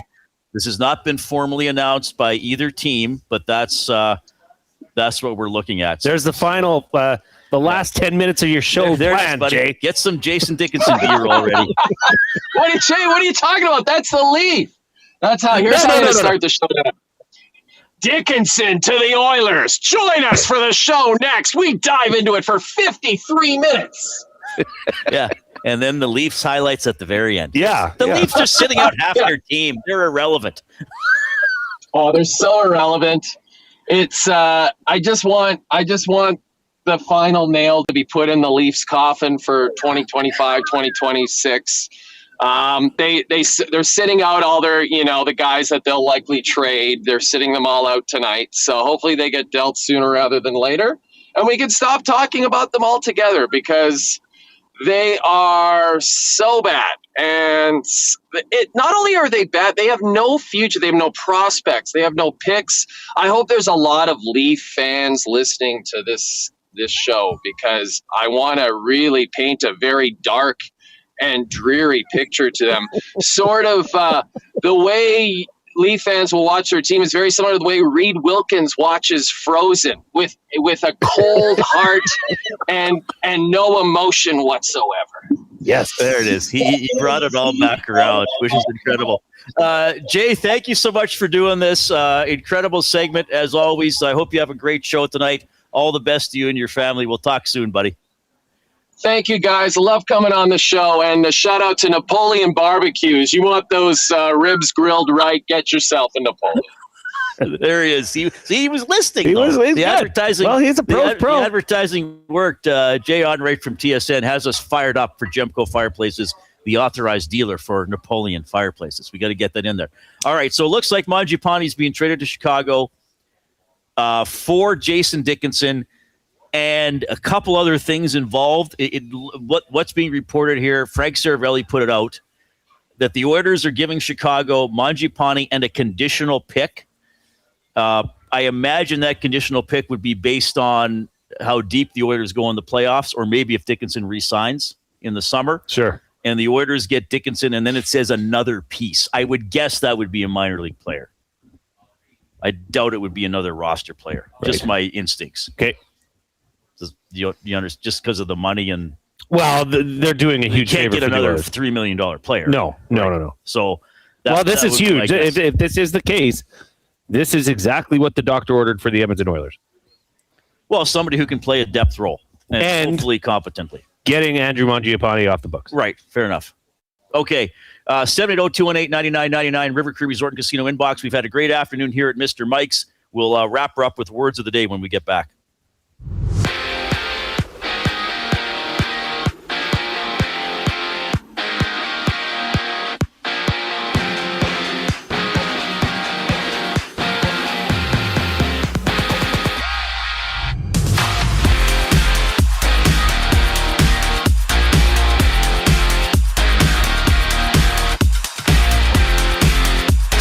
Oilers news coming down the pipe. Frank Saravalli reporting another trade between the Oilers and Blackhawks. Jason Dickinson and another piece to Edmonton in exchange for Andrew Mangiapane and a conditional pick. Mangiapane waiving his no-trade clause, with Dickinson having 13 points in 47 games in Chicago this season. The 30-year-old is on an expiring contract with a cap hit of just over $4 million. Down the road in Calgary, the Flames and Mammoth are finalizing a deal that sends Mackenzie Weegar to Utah. The deal is pending player approval, and it sounds like the Sabres are acquiring Colton Parayko from the Blues. The expected return for St. Louis is Radim Murtka in a first-round pick. Multiple sources with that information. And underway, it's Toronto and New Jersey. No Scott Lawton, Bobby McCann, or Oliver Ekman-Larsson in the lineup for the Maple Leafs. It's tied at 1-1 first intermission with 3:30 left to go in the first. The Red Wings storming back, 3 straight goals for them over the Golden Knights. 3-1 Detroit leads. To the Pebble, Canada's Brad Jacobs leads 5-4 against Newfoundland's Nathan Young. 6th end for that game.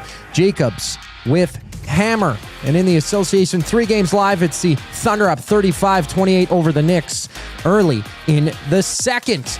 The final segment of the Reid Wilkins Show brings us back following the break. I'm Zachary Kubish, keeping you up to date. EST Afternoons. Former Edmonton Oiler Dwayne Rolson joining us. For a guy like Tristan Jarry, what can he do to get kind of that confidence back? For him, it's just trying to find his old self, trying to find the belief again and stop the ones we're supposed to. If we can steal a couple, 1, maybe 2, putting all that extra pressure on being great every night. You don't have to be. You just have to be good. EST Afternoons, weekday afternoons 1 to 3, only on Edmonton Sports Talk. Your clear choice for Edmonton sports. At Firehouse Subs, our subs are freshly toasted, stacked high, and crafted to satisfy. Each sub is piled high with premium meats, melty cheese, and toasted to perfection. Firehouse Subs brings bold flavor to every bite, all served on a freshly toasted roll. But we're not just feeding Edmonton, we're fueling it. Dig into the brisket hat trick, piled with slow-smoked brisket and melty cheese. Or go to the Firehouse Subs fan favorite, the Hook and Ladder. Made to order with smoked turkey, honey ham, and Monterey Jack cheese on a perfectly toasted roll. With 15 Firehouse Sub locations across Edmonton and the greater area, it's easy to grab a hot and hearty sub close to home. Firehouse Subs. Hot, hearty, made to satisfy. Get ready for a boot-stomping good time with Gord Bamford. Live in the venue at River Cree Resort and Casino. Gord Bamford, March 20th, presented by River Cree Resort and Casino and CFCW. Tickets at rivercreeresort.com. River Cree Resort and Casino. Excitement. Bet on it. The road to the FIFA World Cup runs through Edmonton. See Canada Soccer's men's national team before they take on the world this summer. Canada versus Uzbekistan. June 1st, 7 p.m., Commonwealth Stadium. Tickets at Ticketmaster.ca. Hi there. If you're like me, you like to picture yourself in luxury, even though there's absolutely no way you could afford it. And if you can, well, even better. Thankfully, I picture myself in something that is luxury, but still absolutely affordable, like the all-new Mazda CX-90 from Park Mazda. With the new luxury features like facial recognition settings and quilted detail Napa leather seating, I can pretend to be comfortable with all of my proper settings activated without even touching a button, thanks to Mitch Lewicki and the great staff at Park Mazda. I like to picture Mitch Lewicki as a ninja fighting off evil samurai. Park Mazda, your dealer for life in Sherwood Park off Y Road, parkmazda.ca. Your brand deserves more than just a whisper, it deserves a buzz. At the Hive Product Marketing, they specialize in promotional products that bring the buzz. From eye-catching giveaways to unforgettable keepsakes, they got the perfect products to make your brand stand out and get noticed. Visit the Hive Product Marketing and let them create the buzz your business deserves. The Hive Product Marketing, the official merch partner of Edmonton Sports Talk. Visit them online at thehiveproductmarketing.com.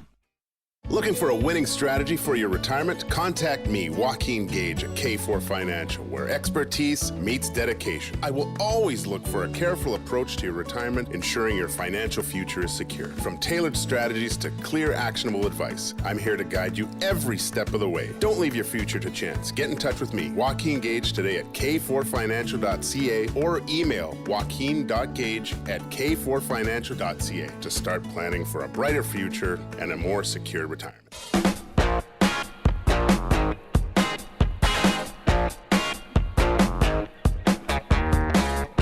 All right, I got to thank On the Road with JT Shark in the Nasty Chat for correcting me. The conditional pick cannot be based on if a guy re-signs with the Oilers. They changed that rule, I think, a couple of years ago, so my bad there. Thank you for On the Road with JT Shark, or if a guy re-signs with any team. So the trade, as reported now, Mark Spector's also chiming in on this. Jason Dickinson to the Edmonton Oilers for Andrew Mangiapane. Spec says the Blackhawks are going to retain half of Dickinson's salary. Oh, boy. But there could be, so it sounds like a conditional pick going to Chicago and maybe something else, another human being actually, coming to Edmonton perhaps. So that's 2.125. Right. In that would be the contract value. And so, I mean, that opens up another. So could they be getting another? It would be a lower paid player because Mangiapane's full contract. That's why I think they're getting a minor leaguer back. Right, but we'll see. Smitty the Welder says this is not what the Oilers need in the bottom six. Yeah, and somebody else suggested it'd be nice to be getting a right shot. That's fair. I do think Dickinson can play some difficult minutes and hopefully kill penalties. I would say generally, just analyzing this in minutes after it's being reported, I do not think this is as impactful a deal as Murphy. No, but here's what it is. It's Andrew Mangiapane is off the books. That is but they're trying to still win this year. I understand that, some stuff. But that was the piece that needed to happen. We talked about it off the top of the show, is that they needed to move on from Andrew Mangiapane. They've done that successfully. They've got a warm body in return. We'll see how it goes. Reid, nobody knows. Okay? Yeah. But I'll tell you right now, he'd be the 13th leading scorer for the Oilers as it stands with 6 goals, 7 assists already this season. Well, so it's not being, I mean, if he can chip in a bit, but they got to check. They got to stop teams. All right. So we'll see how this develops throughout the night. And of course, the guy, I guess I'm joining the morning show at 7:45 tomorrow too. Well, we'll do at least one word of the day for Edmonton Public Library. EPL.ca is the website. They're also running their intellectual freedom campaign, intellectualfreedom.ca. We're at Mr. Mike's Bonnie Doon. There's a library just up the road here. The Bonnie Doon location. Yes, there is. All right. Word of the day. We don't have the music. Well, we better just go. We're tight for time. Tight for time. Okay. Ad hoc. Ad hoc. I think it's actually there 2 words, is it not? Ding. Is there a space? AD space HOC. Ding. And ad hoc means something that is sort of, I think, improvised or made to work for the situation. Like maybe Reid used a cooked spaghetti as an ad hoc shoelace. Ding, ding, ding, ding, ding, ding, ding, ding. Well done, Reid. I got it. Ad hoc describes something that is formed or used for a special purpose, or that is made or done without planning because of immediate need. Yeah, so I more or less got it. Okay. How could you say that about Andrew Mangiapane? Ad hoc. I don't know. Good. Very good. Fun show. Thanks to everybody at Mr. Mike's Bonnie Doon for having us. We had a great day. We were broadcasting here from 11. Oh, tell you what. The 7th person to text in the correct spelling of Onright. Okay, the correct spelling of Onright. The 7th person to text in the correct spelling of Onright will get a $25 GC to this location. Jay will tell you how to pick it up. That's right. And the person that won earlier as well. On behalf of Zach Kubish and Jason Milne, I'm Reid Wilkins. Have a great evening.